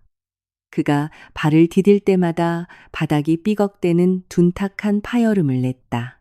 넌 처음부터 끝까지 역겨운 사기꾼이었어. 내게 의도적으로 접근해서 그 애처로운 척, 가련한 척 연기하며 가짜 진단서로 날 우롱해? 왜 그랬어? 말해봐. 대체 무슨 속셈으로 그런 짓거리를 했는지. 윤아름은 뒷걸음질을 치다등 뒤 옷장에 부딪혔다. 입술을 달싹이며 무언가 변명하려 했지만 그녀의 주특기였던 콧소리 섞인 울음도 애처로운 눈물도 목구멍에 턱 막혀 나오지 않았다. 눈앞에 선 차도현의 표정이 너무나 살벌하게 식어 있었기에 그녀의 얄팍한 연기 따위는 씨알도 안 먹힐 거라는 걸 본능적으로 직감했다. 말해. 차도현이 그녀의 코앞까지 다가가 위에서 아래로 깔아뭉개듯 노려보았다. 로운이? 누구 자식이야? 윤아름의 입술이 한참을 파르르 떨리다. 간신히 한마디를 쥐어짜냈다. 도연 씨, 내 말 좀 들어봐. 무슨 말을 들으라고? 차도연의 손이 허공으로 번쩍 치켜 올라갔다. 하지만 허공에 멈춘 채 차마 내리치지 못했다. 그 손은 단단한 주먹이 되어 옷장 문을 쾅 하고 부서져라 내리쳤다. 깍.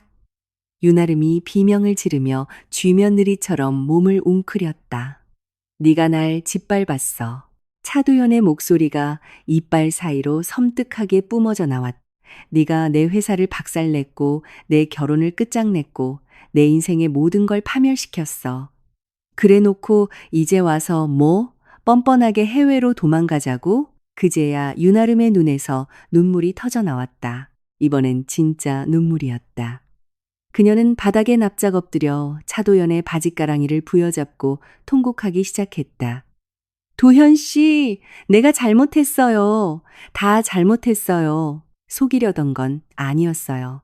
그냥 당신을 너무 사랑해서, 당신이랑 꼭 같이 살고 싶어서 어쩔 수 없이 그런 거예요. 사랑? 차도현이 고개를 푹 숙여 그녀를 내려다보았다. 눈빛은 텅 비어 기괴할 정도로 차가웠다. 애 아빠가 누군지도 끝까지 숨기는 주제에 날 사랑한다고? 윤아름, 네가 날 사랑해? 빈털터리의 파산에서 길거리에 나앉게 생긴 이 차도현을 네가 사랑한다고? 그가 허리를 굽혀 그녀가 쥐고 있던 백희진의 드레스를 확 낚아채 바닥에 내던졌. 그리고 바짓가랑이를 붙잡은 그녀의 손을 발로 털어내며 뒤로 물러섰다. 오늘 당장, 아니 지금 당장 내 집에서 꺼져. 다신 내 눈앞에 그 더러운 상판대기 들이밀지 마. 그는 뒤도 돌아보지 않고 계단을 내려갔다. 방문 뒤에서 오열하는 윤아름의 처절한 비명 소리를 철저히 묵살했다.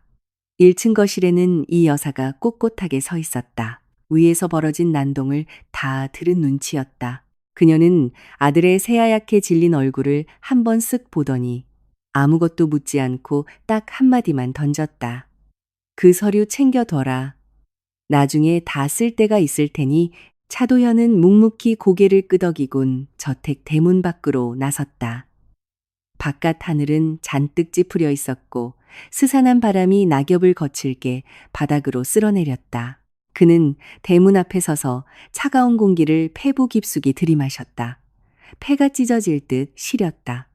문득 백희진이 떠나던 날의 날씨가 어땠는지 떠올려 보려 했다. 기억나지 않았다.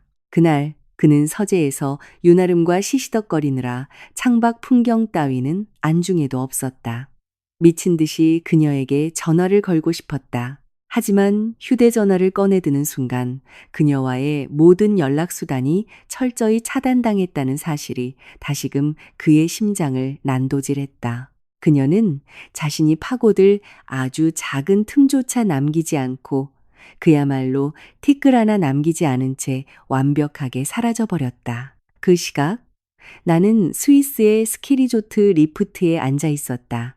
휴대전화 신호가 잡혔다 끊기기를 반복하는 가운데 강지훈 비서가 보낸 메시지가 화면에 떴다. 대표님, 차도현이 친자 불일치 결과를 확인했습니다.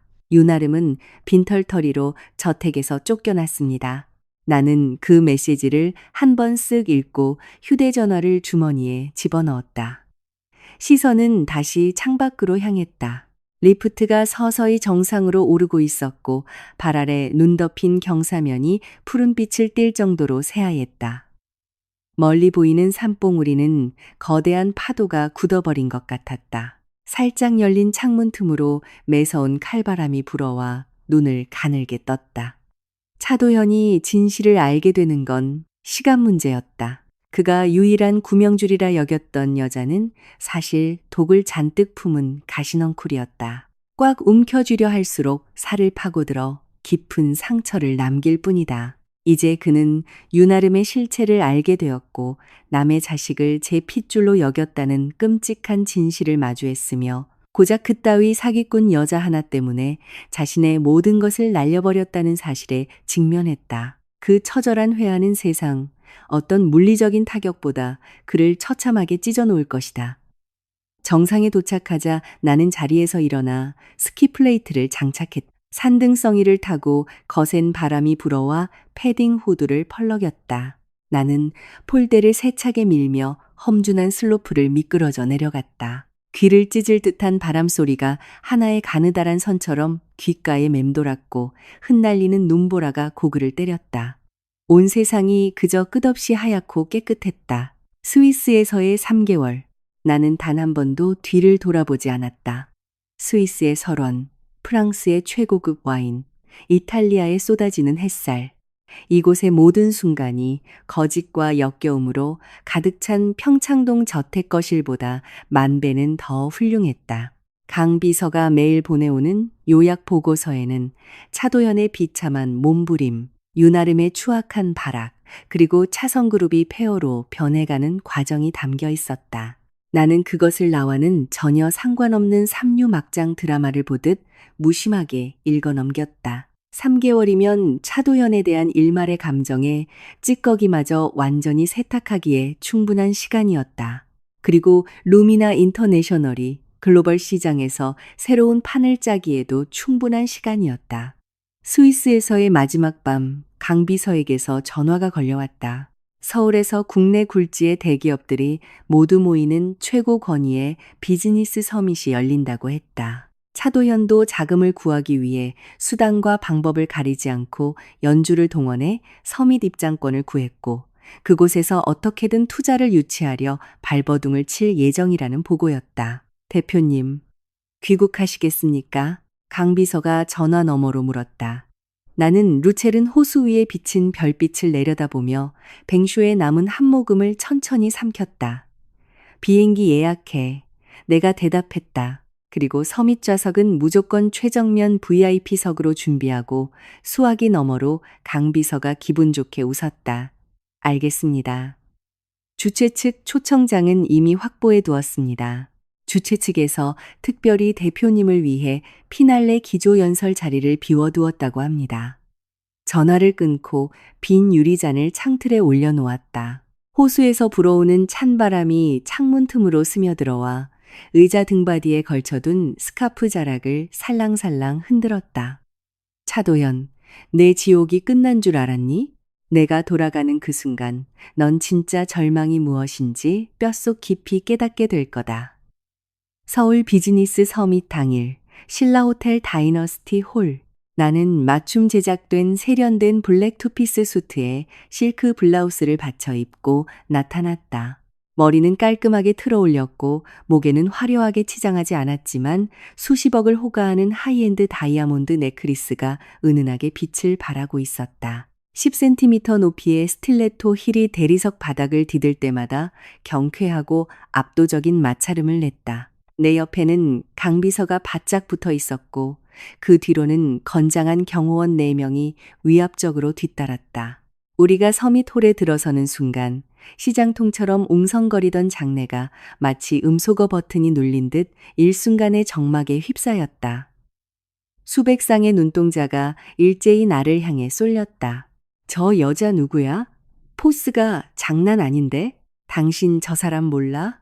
전설의 룸이나 인터내셔널 창업자이자 오너인 백희진 대표잖아. 그야말로 10조 원의 여왕이지. 세상에 저 대표가 직접 행차했다고? 룸이나 자산 규모가 수백조를 넘었다던데. 얼마 전 출국했다는 소문이 파다했는데 언제 귀국한 거지? 나는 그들의 시선에 눈길 한번 주지 않고 붉은 카펫이 깔린 중앙 통로를 거침없이 걸어나갔다. 길 양옆에 제게 거물들이 황급히 자리에서 일어나 내게 정중히 고개를 숙였다. 누군가 굽신거리며 손을 내밀었다. 백 대표님, 조남은 익히 들었습니다. 대송건설의 최 회장입니다. 꼭 루미나와 협력할 기회를 나는 가볍게 눈인사만 까딱할 뿐. 발걸음은 1초도 멈추지 않았다. 저런 위선적인 인간 군상은 지겹도록 봐왔다. 차성그룹이 잘 나갈 때는 차도현의 바짓가랑이를 잡고 늘어지더니 그가 파산하자 전염병 환자 피하듯 도망친 인간들이다. 달면 삼키고 쓰면 뱉는 그 역겨운 낯짝들을 나는 이미 꿰뚫어 보고 있었다. 맨 앞줄 VIP석에 거의 다다랐을 때 시야 언저리에 낯선 듯 익숙한 실루엣 하나가 걸려들었다. 행사장 구석 기둥 옆 차도현이 거기 서 있었다. 그는 몸에 맞지 않는 헐렁한 소매 끝이 해진 싸구려 정장 재킷을 걸치고 있었다. 머리는 며칠을 감지 못한 듯 헝클어져 있었고 빛나던 구두 대신 낡은 단화를 신고 있었다. 화려하고 품격 넘치는 재계 인사들 사이에서 그는 길 잃은 불황자처럼 처참하게 겉돌고 있었다. 두 손에는 사업계획서를 너덜너덜해질 정도로 꽉 쥔 채 누구 하나 붙잡고 사정할 사람을 찾느라 두리번거리고 있었다. 그러다 그의 시선이 허공에서 나와 정면으로 충돌했다. 그는 벼락을 맞은 사람처럼 그 자리에 꽁꽁 얼어붙었다. 동공이 비정상적으로 확장되었고 손에 쥐고 있던 사업 계획서가 툭 하고 바닥에 떨어졌다. 그가 입을 벌린 채 뭐라 중얼거리려 했지만 목젖이 여러 번 위아래로 꿀꺽거린 뒤에야 갈라지고 형편없이 떨리는 쇳소리가 새어나왔다. 희진아, 네가 돌아왔어? 주변의 시선이 다시 한번 우리 쪽으로 집중되었다. 수군거리는 소리가 뱀이 또리를 틀듯 스멀스멀 피어올랐다. 저 사람 차성그룹 차도연 전 대표 아니야? 꼴이 왜 저래? 어떻게 여길 들어온 거지? 차성 파산하고 투자 받으러 동네방네 구걸하고 다닌다잖아. 아무도 안 만나준다던데. 근데 차도연이랑 백 대표랑 무슨 관계지? 분위기가 심상치 않은데?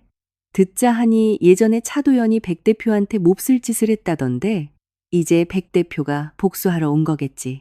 차도연은 바닥에 떨어진 서류 뭉치를 주울 생각도 하지 않고 비틀거리며 내 쪽으로 필사적으로 다가왔다. 발걸음이 미친 듯이 꼬이고 헝클어졌다. 나와의 거리가 세 걸음쯤 남았을 때 경호원들이 무자비하게 팔을 뻗어 그를 거칠게 막아섰다. 그는 경호원의 굵은 팔뚝 너머로 나를 쳐다보았다. 눈시울이 빠르게 붉어졌고 목소리는 형편없이 덜덜 떨렸다. 희진아, 널 한참 찾았어. 난 네가 영영 돌아오지 않을 줄 알았는데. 나는 발걸음을 멈추고 고개를 살짝 들어 그를 차갑게 내려다보았다. 그의 입술은 파랗게 질려 떨리고 있었고 눈밑은 멍이 든 것처럼 시커멓게 푹 패여 있었다. 뼈가 앙상하게 드러난 뺨과 툭 붉어진 광대. 과거 강남 한복판에서 위풍당당하게 군림하던 차도연의 흔적은 그 어디에도 남아있지 않았다. 내 눈앞에 선 남자는 그저 벼랑 끝에 몰려 숨만 간신히 붙어있는 쓰레기일 뿐이었다. 차도현. 내 목소리는 아주 평온하고 담담했다. 마치 길을 묻는 낯선 이를 대하는 듯한 몸이 건조함이었다. 우리 그렇게 친한 사이던가? 그의 얼굴이 와장창 금이 가듯 일그러졌다. 희진아, 네가 어떻게 그런 말을... 그가 경호원의 팔을 밀치려 발버둥 쳤지만 끄떡도 없었다. 우린 부부였잖아. 그래, 내가 옛날에 너한테 몹쓸 짓 많이 한 거 알아. 네 카드 정지시킨 것도 아름이랑 로운이 집에 들이라고 강요한 것도 다 내 잘못이야. 근데 나도 이제 다 알았어. 그 여자는 사기꾼이었어. 날 속인 거라고. 닥쳐. 내가 짧고 단호하게 그의 말을 끊었다. 목소리는 크지 않았지만 단어 하나하나가 얼음 송곳처럼 예리하게 장내에 꽂혔다. 네가 누구랑 뒹굴고 누구한테 사기를 당하고 그 자식이 내 핏줄인지 아닌지가 나랑 무슨 상관이지? 내 그 역겨운 쓰레기 같은 사생활. 내기 더러워지니까 그만 짓거려. 희진아, 제발. 그의 목소리가 처절한 울음소리로 변했다. 내가 잘못했어. 내가 정말 죽을 죄를 지었어. 하지만 차성을 이대로 끝낼 순 없어. 우리 아버지가 평생을 바친 피땀 어린 회사야. 네가 3년 전에 10조 원이나 부어 살려냈던 우리 회사잖아. 부부의 정을 봐서라도 제발 한 번만, 단 한 번만 더 도와주라. 네가 도와준다면 나보고 당장 개처럼 기라고 해도 기를게. 나는 그를 응시했다. 내 눈빛에는 일말의 감정, 동요조차 없었다. 하지만 그 절대적인 무관심은 세상 그 어떤 분노의 폭발보다 사람의 숨통을 조이는 지독한 폭력이었다. 차도현, 대체 무슨 근거로 내가 널 도울 거라 착각하는 거지? 네가 윤아름을 위해 내 카드를 끊고 땡전 한 푼 없이 날 빈몸으로 쫓아내려 했을 때 오늘 같은 날이 올 거라곤 짐작도 못했나? 내가 10조 원을 회수해서 널 파산시켰을 때 내게 무릎 꿇고 빌 날이 올 거란 생각은 왜 못했어? 그는 턱이 막힌 듯 숨을 헐떡였다. 뺨의 혈색이 송두리째 빠져나갔고 입술을 덜덜 떨면서도 단 한 글자도 내뱉지 못했다. 내 가슴 깊은 곳에서 통쾌함이 물밀듯 밀려왔다. 하지만 그 얄팍한 쾌감에 취해 이성을 잃지는 않았다. 나는 반걸음 앞으로 다가갔다. 경호원에게 가로막힌 그와의 거리는 이제 코앞이었다. 나는 고개를 살짝 숙여 그의 핏발 선 눈을 똑바로 응시하며 또박또박 씹어뱉듯 말했다. 차도현, 똑똑히 기억해둬. 나 백희진은 네가 부르면 오고 가라면 가는 그런 싸구려 여자가 아니야. 네가 내게 진 빚, 내가 피말리게 하나하나 다 뜯어낼 테니까 차성그룹 파산은 네가 내게 치러야 할 첫 번째 이자일 뿐이야. 그때 무대 위에서 사회자가 마이크를 잡았다. 내외빈 여러분, 서울 비즈니스 서밋에 오신 것을 환영합니다. 다음은 오늘의 하이라이트입니다. 모두 뜨거운 박수로 루미나 인터내셔널의 창업자이자 오너이신 백희진 대표님을 무대 위로 모시겠습니다. 홀 안이 터져나갈 듯한 우레와 같은 박수 소리로 가득 찼다. 나는 차도연에게 더 이상 눈길조차 주지 않고 몸을 돌려 연단의 계단을 올랐다. 구두굽이 대리석 계단을 때리는 소리가 유난히 크고 확고하게 울려 퍼졌다. 연단 중앙에 서서 마이크를 넘겨받고 수백 명의 관중을 천천히 훑어보았다. 그리고 가장 뒷줄, 화려한 조명이 닿지 않는 음습한 구석에 차도연이 석고상처럼 잿빛 얼굴로 우두커니 서 있는 모습이 눈에 들어왔다. 나는 입을 열었다. 내 목소리는 스피커를 타고 홀 안을 압도했다. 안녕하십니까, 백희진입니다. 다시 한번 박수가 터져 나왔다. 오늘 이 자리에 선 것은 단순히 비즈니스 전망을 논하기 위함이 아닙니다. 더 중요하고 뜻깊은 결정을 하나 발표하고자 합니다. 루미나 인터내셔널은 본격적으로 한국 시장 진출을 선언하며 그 첫 번째 대규모 인수합병 타깃을 확정지었습니다. 나는 잠시 말을 멈추고 청중들을 여유롭게 훑어보았다. 저 멀리 구석에 선 차도연의 얼굴은 종이장처럼 창백했다. 나는 입꼬리를 매력적으로 그러나 잔인하게 끌어올렸다. 그 첫 번째 타깃은 바로 차성그룹입니다. 홀 안이 폭탄이라도 터진 듯 발칵 뒤집혔다. 여기저기서 끓는 물처럼 웅성거림이 터져나왔다. 누군가는 비명을 질렀고 누군가는 숨을 들이켰으며 기자들은 미친 듯이 노트북 자판을 두드리기 시작했다. 뭐? 백 대표가 차성을 인수한다고? 이미 파산해서 껍데기만 남은 회사를 왜? 바보야, 그것도 몰라? 차도연에 대한 완벽한 복수극이잖아. 차도연이 쫓겨나고 회사는 통째로 백 대표에게 넘어가는 거라고. 구석에 서 있던 차도연은 온몸의 피가 역류하는 듯한 충격을 받았다. 그는 미친 사람처럼 인파를 헤치고 연단 바로 밑까지 돌진했다. 그는 두 손으로 연단 나무판을 부서져라 꽉 움켜쥐었다. 손톱이 나무 패널에 파고들 정도였다. 그가 고개를 치켜들고 목이 찢어지라 절규했다. 백희진, 네가 어떻게 이럴 수 있어? 차성그룹은 우리 아버지의 평생 피땀이야. 우리 차성가의 뿌리라고. 네가 뭔데 차성을 인수해. 나는 마이크를 쥔 채 그를 가만히 내려다보았다. 무대 아래에서 카메라 플래시가 미친 듯이 펑펑 터지며 이 극적인 순간을 기록했다. 내 목소리는 느릿하고 치명적이었다. 내가 뭔데? 차도현, 똑바로 봐. 지금 내 그 하차는 차성그룹의 꼬라지가 어떤지. 부채만 8조 7천억. 당장 현금화할 수 있는 자산은 500억도 안 돼. 자본 잠식에 이미 파산 선고 직전이지. 하지만 내겐 그 시궁창에 빠진 회사를 다시 살려낼 막대한 자본과 능력이 있어. 물론 주인이 나로 바뀐다는 전제하에 말이야. 안 돼. 차도연의 얼굴이 시뻘겋게 달아올랐다 하얗게 질리기를 반복했다. 절대 동의 못해. 내가 혀를 깨물고 죽어서 파산하는 한이 있어도 네 뜻대로 차성을 넘기는 일은 없을 거다. 동의를 못하신다? 나는 가볍게 실소를 터뜨렸다. 차도현, 아직도 상황 파악이 안 돼? 네가 동의하고 말고 할 자격이나 남아있는 줄 알아? 내가 손짓을 하자 강 비서가 즉각 무대 중앙에 거대한 대형 스크린의 문서들을 띄웠다. 채권단 위임장, 부채 내역서, 자산평가 보고서가 한 장씩 아주 선명하게 홀 전체에 생중계되었다. 순간 장내가 숨죽이듯 조용해졌다가 이내 더 큰 충격과 경악의 탄성이 터져나왔다. 여러분, 화면을 보십시오. 내가 마이크를 쥐고 말했다. 현재 차성그룹 전체 채권단의 70% 이상이 이미 루미나 인터내셔널의 모든 부채 상환권과 자산 처분권을 공식 위임했습니다. 법적으로 따지자면 나 백희진이 이미 차성그룹의 최대 채권자이자 실질적인 지배자입니다. 인수합병은 그저 요식행위일 뿐이죠. 차도연은 대형 스크린에 뜬 서류들을 보며 충격에 휩싸여 뒷걸음질 치다 기둥에 쿵 부딪혔다. 그의 입술이 사시나무 떨리듯 떨렸고 사람의 소리라고는 믿기 힘든 짐승 같은 소리가 새어나왔다. 말도 안 돼. 그 인간들이 왜 네게 권리를 위임해? 왜냐고?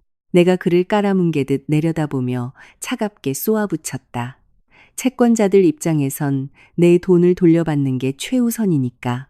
너 같은 무능한 머저리를 믿고 기다리다간 휴지 조각이 될 게 뻔하지만 나 백희진과 루미나를 믿으면 원금은 물론 막대한 배당금까지 보장받을 수 있거든. 네가 채권자라면 누굴 선택하겠어? 그는 대답하지 못했다. 기둥에 기댄 채 스르르 미끄러져 주저앉았다. 그의 두 눈에서 마지막 남은 희망의 불씨마저 처참하게 꺼져내렸다. 차도현, 내가 최후 통첩을 날렸다. 마지막으로 자비를 베풀어 선택권을 주지. 지금 당장 이 주식 양도 계약서에 서명해. 그럼 최소한 네가 길거리에 나앉아 얼어 죽지 않을 정도의 위로금은 챙겨줄 테니까. 만약 거부한다면 난 이 자리에서 즉각 차성의 강제 파산 청산 절차를 밟을 거다. 그렇게 되면 넌 단 한 푼도 쥐지 못하는 건 물론이고 남은 평생 수백억 원의 개인 연대보증 빚더미에 깔려 뼈골 빠지게 채권자들에게 쫓기며 살아야 할 거야. 강 비서가 서늘한 표정으로 다가가 차도연의 눈앞에 주식 양도 계약서와 만년필을 들이밀었다. 그는 계약서를 노려보았다. 두 손을 쥐었다 폈다를 미친 듯이 반복했다. 장내에 수백 쌍의 눈동자가 그를 찔러댔고 플래시는 자비 없이 터졌다. 그는 마치 발가벗겨진 채 광장에 내던져진 죄수 같았다. 시선 하나하나가 그의 피부를 태워버리는 화형식과도 같았다. 아주 길고 끔찍한 30초가 지났다. 그 30초는 반세기보다 더 길게 느껴졌을 것이다. 마침내 그의 부들부들 떨리는 손이 만년필을 집어들었다. 펜촉이 종이에 닿는 순간 심하게 요동쳤다. 차도현이라는 세 글자가 형체를 알아볼 수 없을 만큼 삐뚤빼뚤하게 갈겨졌다. 마지막 획이 그어짐과 동시에 그의 손목에 힘이 탁 풀렸다. 펜이 대리석 바닥에 쨍그랑 떨어져 대굴대굴 굴러갔다. 그가 서명했다. 서류에 찍힌 그 지저분한 서명을 보는 순간 내 가슴 한구석에 무겁게 얹혀있던 체증이 완벽하게 씻겨 내려갔다. 3년 전 적선하듯 내게 블랙카드를 던져주며 짓던 그 오만한 미소. 3년 동안 윤아름을 위해 나를 냉대하며 밀쳐냈던 모든 기억. 마지막 통화에서 단 한 푼도 못 건질 줄 알아 라고 소리치던 그 뻔뻔한 협박. 그 모든 것들이 이 얇은 종이 한 장 앞에서 잿더미로 변해 허공으로 흩어졌다. 훌륭해. 나는 마이크를 고쳐주고 완벽하게 승리자의 평온을 되찾은 목소리로 선언했다. 지금 이 시각부로 차성그룹은 완전히 해체되며 루미나 인터내셔널의 한국 법인인 루미나 코리아로 전격 흡수 합병됩니다. 저는 즉각 막대한 자금을 투입해 중단된 프로젝트를 재가동시키고 차성을 예전의 정상궤도, 아니 그 이상의 자리로 끌어올릴 것입니다. 무대 아래에서 폭풍 같은 환호와 박수가 터져나왔다. 아까보다 훨씬 더 크고 열광적인 반응이었다. 기자들이 무대 앞으로 쇄도하며 나를 향해 융단 폭격처럼 질문을 던졌다. 나는 여유롭고 기품 있는 미소를 띠며 철저히 비즈니스 전략과 관련된 선에서 완벽하게 대답했다. 그 시각 차도연은 밀려드는 인파와 취재진에게 짓밟히고 떠밀려 홀의 가장 어두운 끄트머리 구석으로 처박혔다. 그는 무대 위에 더 이상 필요 없어진 버려진 낡은 소품처럼 철저히 잊혔다. 그의 곁을 지나쳐 내게 달려가던 한 기자는 그가 차도연인지조차 알아보지 못하고 어깨를 치고 지나갔다. 한때 서울에서 가장 높은 차성타워 꼭대기에서 이 도시를 오만하게 내려다보던 사내는 이제 기둥 뒤에 처박혀 숨죽여 우는 잿빛 그림자로 전락했다. 아무도 그를 쳐다보지 않았다. 서밋이 끝나고 나는 VIP 대기실 소파에 깊숙이 기대어 강 비서가 내민 따뜻한 차를 마셨다. 태블릿 PC 화면에는 이미 포털 사이트 메인에 뜬 속보들이 줄을 잇고 있었다. 루미나 인터내셔널, 파산 직전 차성그룹 전격 인수, 10조 원의 여왕, 압도적인 복수극 완성. 기사 썸네일에는 연단 위에서 마이크를 쥔 내 옆얼굴이 실려 있었다. 조명이 내 머릿결에 부서지며 얼굴의 날카로운 턱선을 한층 더 기품 있고 서늘하게 살려주고 있었다.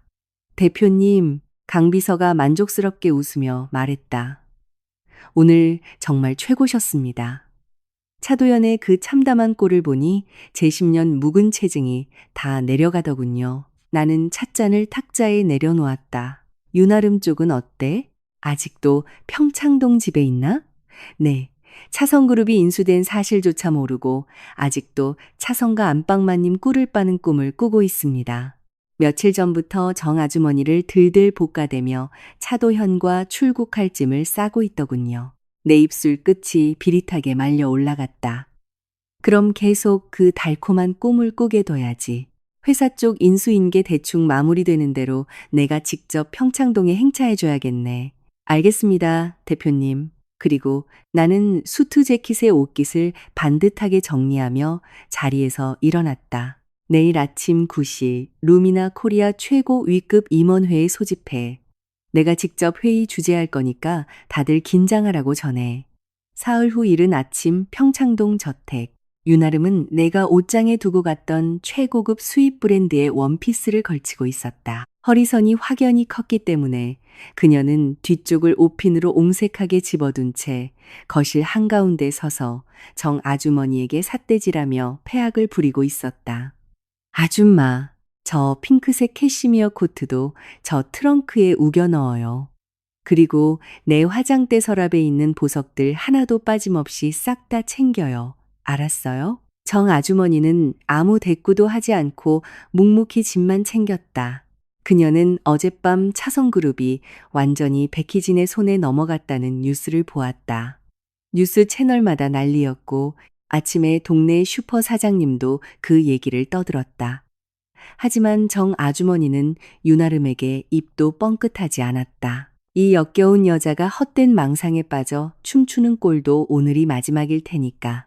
윤아름은 해외로 나가면 차도연이 챙겨둔 남은 비자금을 어떻게 빼돌려 호화롭게 살지 핑크빛 계획을 세우며 혼자 실실 쪼개고 있었다. 바로 그때 거대한 철제 대문이 묵직한 소리를 내며 열렸다.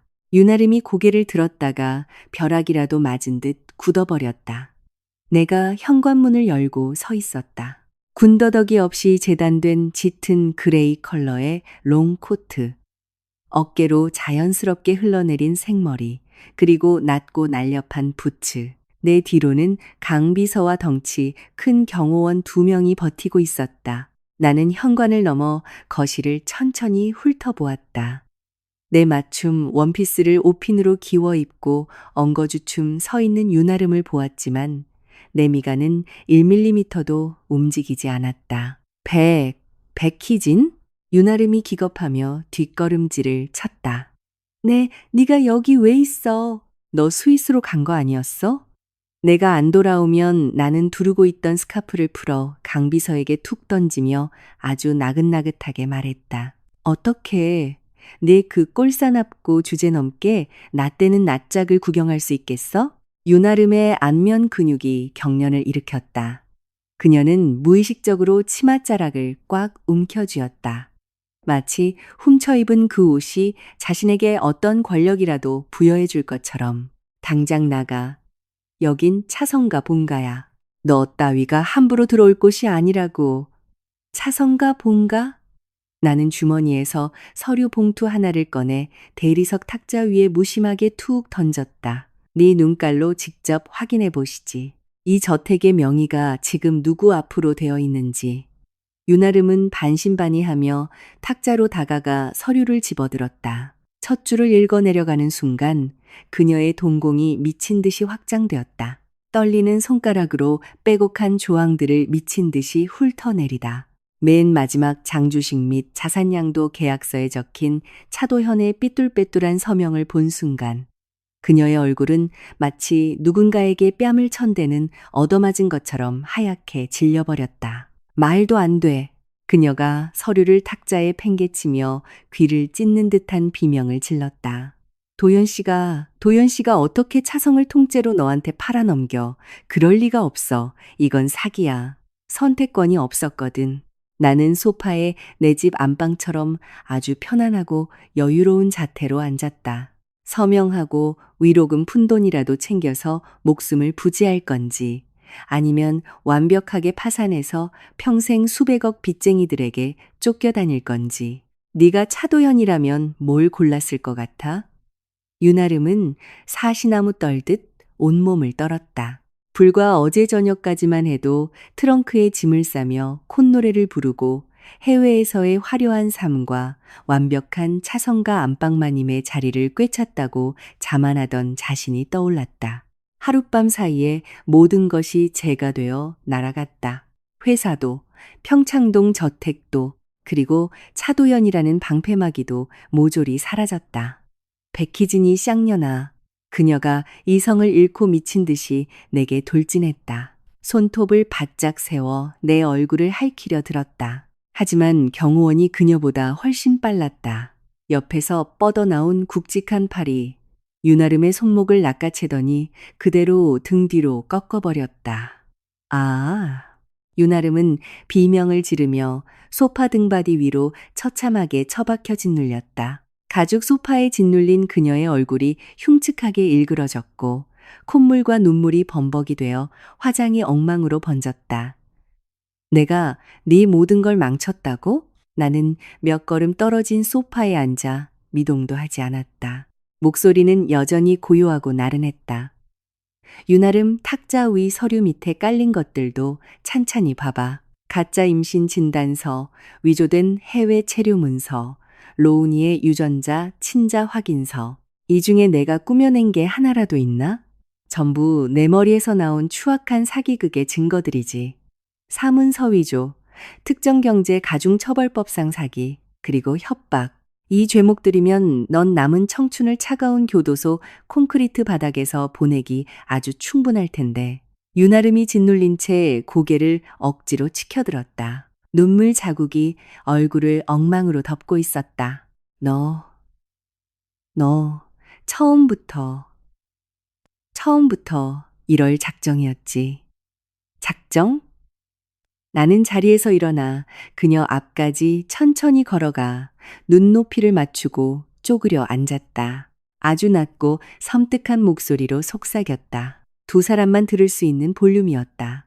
너 따위의 그 알량한 잔머리가 나한테 통할 줄 알았어? 네가 5년 만에 뻔뻔하게 이 집에 들어온 첫날부터 네 숨소리 하나까지 내 손바닥 안에서 감시당하고 있었어.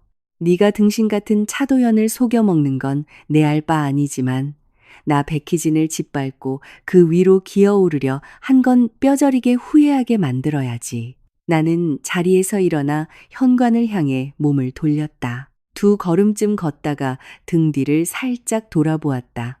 경호원의 손이 풀리자 윤아름은 뼈가 빠진 연체동물처럼 바닥에 널브러져 끄끄대며 처절하게 울부짖고 있었다. 나는 시선을 거두고 뒤도 돌아보지 않은 채 현관문을 나섰다. 사흘 뒤 평창동 본가의 문패가 정식으로 바뀌었다. 윤아름은 저택문 앞에서 경찰에 인계되어 수갑을 찬 채 연행되었다. 죄목은 사문서 위조 및 특경법상 사기였다. 그녀가 경찰차 뒷좌석에 쑤셔 넣어질 때 그녀는 목이 쉬어 피를 토하는 듯한 소리로 내 이름을 부르며 악을 썼다. 그 옆에는 영문도 모른 채 겁에 질려 울고 있는 로운이가 아동보호전문기관 직원의 손에 이끌려 가고 있었다. 아이의 울음소리가 윤아름의 발악과 섞여 허공에 비참하게 흩어졌다. 담장 너머로 구경 나온 동네 주민 중 누군가가 그 꼴을 영상으로 찍어 SNS에 올렸고 그 영상은 당일 서울 지역 실시간 트렌드 1위를 장악했다. 차도연은 한강다리 및 퀴퀴한 노숙자 텐트촌에서 그 영상을 보았다. 그의 휴대전화는 중고장터에서 3만 원 주고 산 액정의 거미줄처럼 금이 간 고물기계였다. 하지만 영상을 보는 데는 지장이 없었다. 영상 속 윤아름은 양옆의 경찰에게 팔을 결박당한 채 발악하고 있었다. 머리는 산발이었고 입고 있던 원피스는 쭈글쭈글하게 말려 올라가 있었다. 그 원피스, 차도현은 단번에 알아봤다. 백희진이 즐겨 입던 하이엔드 브랜드의 원피스였다. 감옥에 끌려가는 그 순간까지도 백희진의 껍데기를 뒤집어 쓰고 있는 꼴이라니. 차도현은 휴대전화 화면을 끄고 차가운 콘크리트 교각에 뒤통수를 기댔다. 고개를 들어 다리 밑에 거미줄을 멍하니 쳐다보았다. 강바람이 불어올 때마다 물비린내와 쓰레기 썩는 냄새가 코를 찔렀다. 그가 입고 있는 옷은 본래 무슨 색이었는지도 모를 정도로 찌든 때가 낀 점퍼였다. 깃은 너덜너덜해졌고 소매는 실밥이 터져 있었다. 불과 1년 전 그는 평창동 서재에서 윤아름의 허리를 안고 세상을 다 가진 듯 오만하게 굴었었다. 하지만 지금 그는 문자 그대로 아무것도 없는 길거리 쓰레기였다. 회사는 공중분해되었고 윤아름은 사기꾼으로 감옥에 갔으며 어머니는 그를 문전박대하고 의절했다. 돈 빌려달라며 전화를 돌렸던 피를 나눈 것 같던 의형제들은 그의 번호를 스팸 처리하거나 나 지금 회의 중이야. 이따 걸게 하고는 영원히 잠수 탔다. 그는 백희진을 찾아가 매달려 보려 했었다. 하지만 루미나 인터내셔널 서울 본사 사옥의 보안팀은 그의 얼굴을 이미 블랙리스트 1호로 박아두고 반경 100m 내 접근조차 막았다. 한 번은 사옥 앞 건너편 화단에서 이틀 밤낮을 쭈그려 기다린 적도 있었다. 결국 경비 용역들이 끌고 가 겨울밤에 뼈 시린 찬물을 호스로 그에게 뿌려댔다. 온몸이 물에 젖어 덜덜 떨며 도망칠 때 뒤에서 용역들이 비웃는 소리가 들렸다. 회사 말아먹은 등신이 염치도 없이 어딜 엉겨붙어 물에 빠진 생쥐꼴로 화단 구석에 쭈그려 앉아 옷을 짜고 있을 때였다. 그날 해질녘 백희진이 임원진 67명의 수행을 받으며 사옥 로비를 걸어 나오는 모습을 보았다. 그녀는 우아한 베이지색 캐시미어 트렌치코트를 입고 있었고 가로등 불빛을 받은 그녀의 머릿결은 은은하고 고급스러운 윤기를 냈다. 차도연은 반사적으로 비틀거리며 일어나 입을 벌렸지만 목소리가 튀어나오기도 전에 퇴근길에 꽉 막힌 차들 경적 소리에 완벽하게 파묻혀버렸다. 그녀는 그를 보지 못했다. 아니, 봤다 해도 길가에 웅크린 버려진 유기견 쳐다보듯 시선조차 주지 않고 지나쳤을 것이다. 그녀의 걸음걸이엔 단 1초의 흔들림도 없었다. 그날 밤 한강다리 밑으로 돌아온 차도연은 처음으로 뼛속 깊이 진지하게 스스로에게 질문을 던졌다. 만약 내가 그때 희진이의 카드를 정지시키지 않았다면, 만약 윤아름을 집에 들이지 않았다면, 아니, 만약 그 긴 3년의 시간 동안 단 한 번이라도 그녀의 헌신을 따뜻하게 돌아봐 주었더라면 차성그룹은 무너지지 않았을까? 백희진은 내 곁에 남아주었을까? 하지만 아무리 만약을 가정해 본들 그에게 남은 건 내일 당장 한 끼 때울 컵라면 값조차 없는 끔찍한 현실뿐이었다. 처음엔 길거리를 돌며 폐지를 주워 동전을 모았다. 하지만 그 구역을 장악하고 있던 터줏대감 노숙자들에게 구역을 침범했다는 이유로 집단 구타를 당했다. 입술이 터지고 갈비뼈에 금이가 사흘을 알아누웠었다. 차성타워 꼭대기 펜트하우스에서 가죽 의자에 파묻혀 800억 원짜리 계약서에 펜을 휘두르던 손으로 이제는 찌그러진 페트병 하나를 차지하겠다고 시궁창 진흙밭을 뒹굴며 매를 맞고 있었다. 얼마 전 어머니 이 여사가 다리 밑으로 그를 한번 찾아온 적이 있었다. 어머니는 단정하고 정갈한 코트를 입고 머리도 깔끔하게 손질된 모습이었다. 교각 입구에 서서 웅크린 아들의 꼴을 30초 정도 무표정하게 내려다보더니 메고 있던 토트백에서 두툼한 현금 봉투 하나를 꺼내 그 앞에 툭 던졌다. 이 안에 500만 원 들어있다. 어머니의 목소리는 너무나 건조해서 남보다도 못한 타인을 대하는 것 같았다. 이 돈으로 고시원이라도 하나 얻고 몸 쓰는 노가다라도 시작해라. 희진이 말이 100번 맞았어. 네가 지금 이 꼴이 된 건 하늘을 원망할 게 아니라 오로지 네가 자초한 업보야. 난 네가 옛날에 그 영광을 되찾길 바라지 않는다. 그저 사람답게 얼어 죽지는 말고 숨만 붙여 살라는 뜻으로 주는 마지막 동정이다. 차도현은 멍하니 고개를 들어 어머니를 올려다보았다.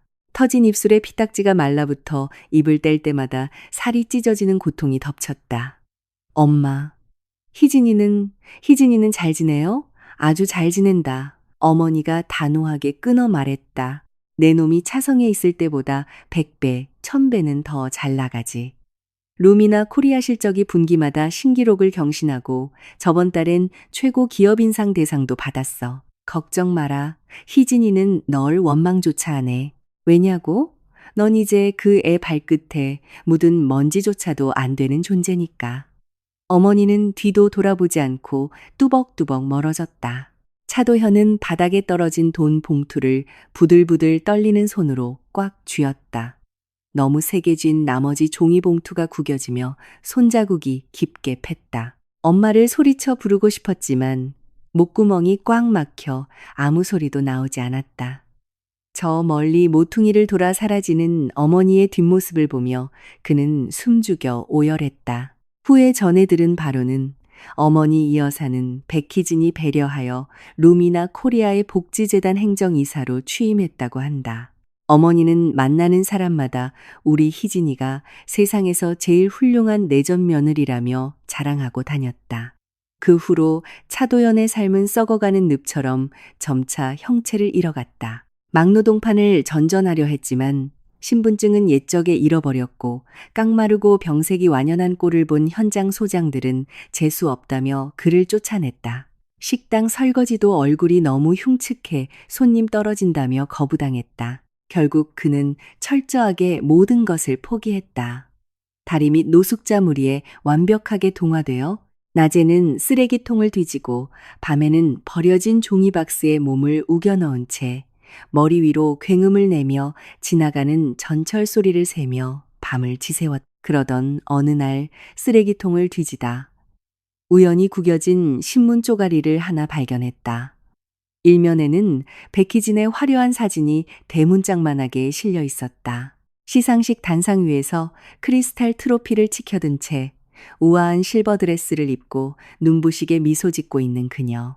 그 밑으로 굵은 헤드라인이 적혀 있었다. 10조 원의 여왕 백희진. 여성의 가장 완벽한 무기는 결혼이 아니라 흔들리지 않는 자신의 자립. 그는 그 신문지를 고이 접어 점퍼 안주머니에 소중하게 품었다. 나중에 겨울비에 젖어 잉크가 까맣게 뭉개져 버렸지만 그는 끝내 그 종이 쪼가리를 버리지 못했다. 그로부터 반년쯤 지났을까. 길거리 쓰레기통을 뒤지고 있던 그의 곁으로 육중하고 새까만 세단 한 대가 미끄러지듯 멈춰섰다. 차문이 열리며 완벽한 정장 차림에 서류 가방을 든 중년 남자가 내려 곧장 그에게 걸어왔다. 차도현 씨, 남자는 그를 위아래로 훑어보았다. 눈빛에는 오직 공적인 일 처리에 기계적인 건조함만 가득했다. 루미나 인터내셔널 법무팀 총괄 변호사입니다.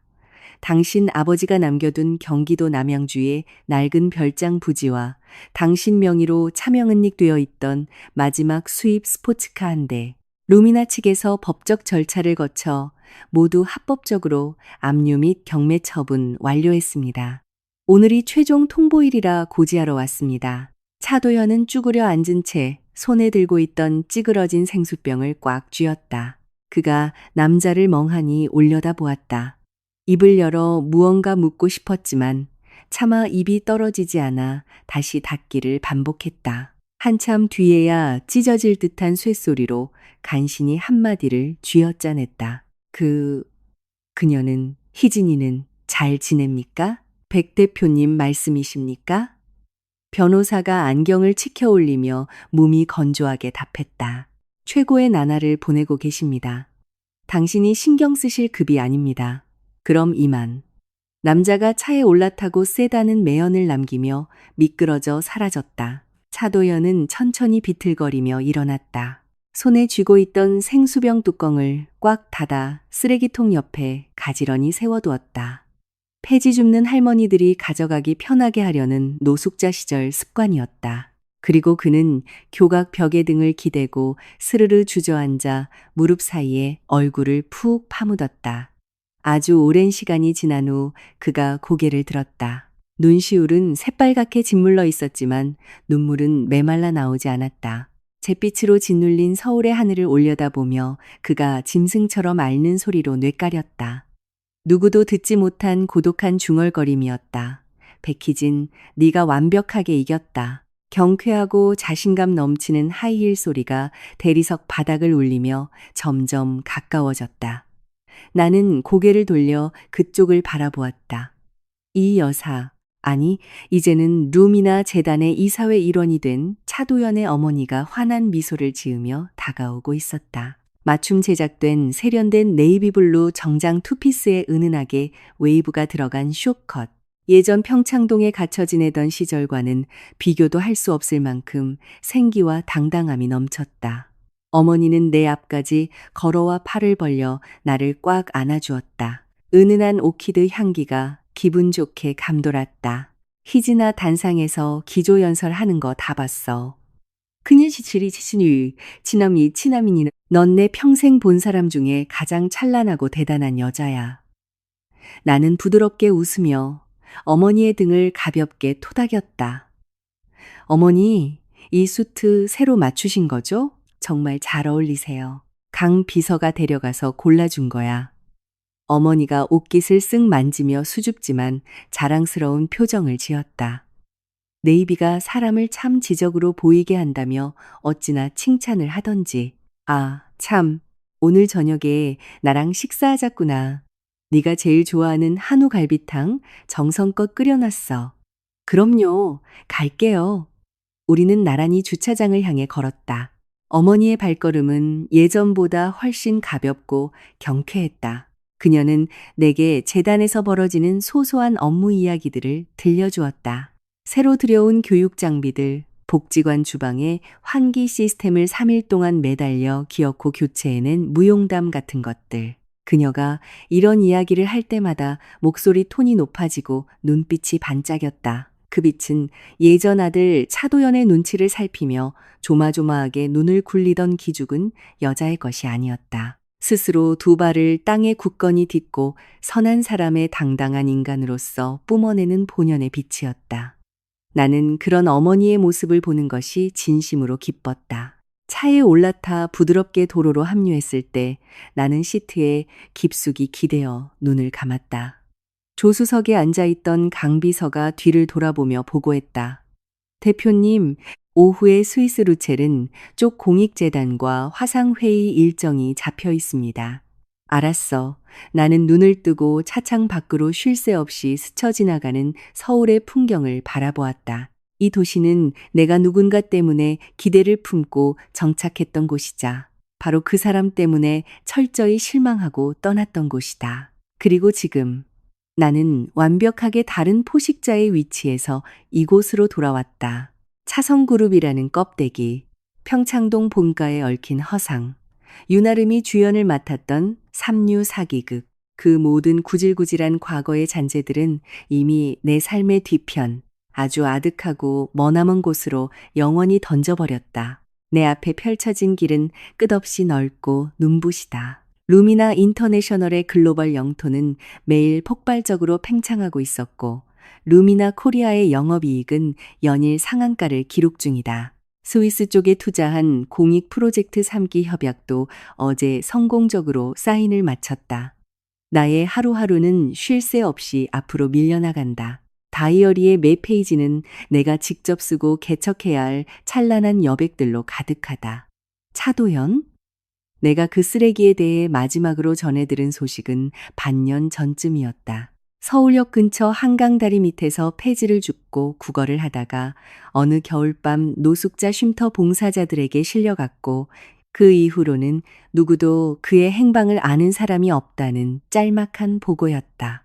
사무실 책상에 앉아 반쯤 식은 차를 마시며 그 보고를 들었을 때 나는 그저 알았어라고 대답한 뒤 곧바로 내 책상 위에 놓인 다음 분기투자 포트폴리오로 시선을 돌렸다. 블라인드 틈새로 쏟아져 들어온 한낮의 늦은 햇살이 원목 책상 위에 평행한 황금빛 선들을 반듯하게 그려내고 있었다. 나의 찬란하고 완벽한 삶 속에 차도현이라는 이름 세 글자가 들어올 자리는 이제 단 1mm도 남아있지 않았다.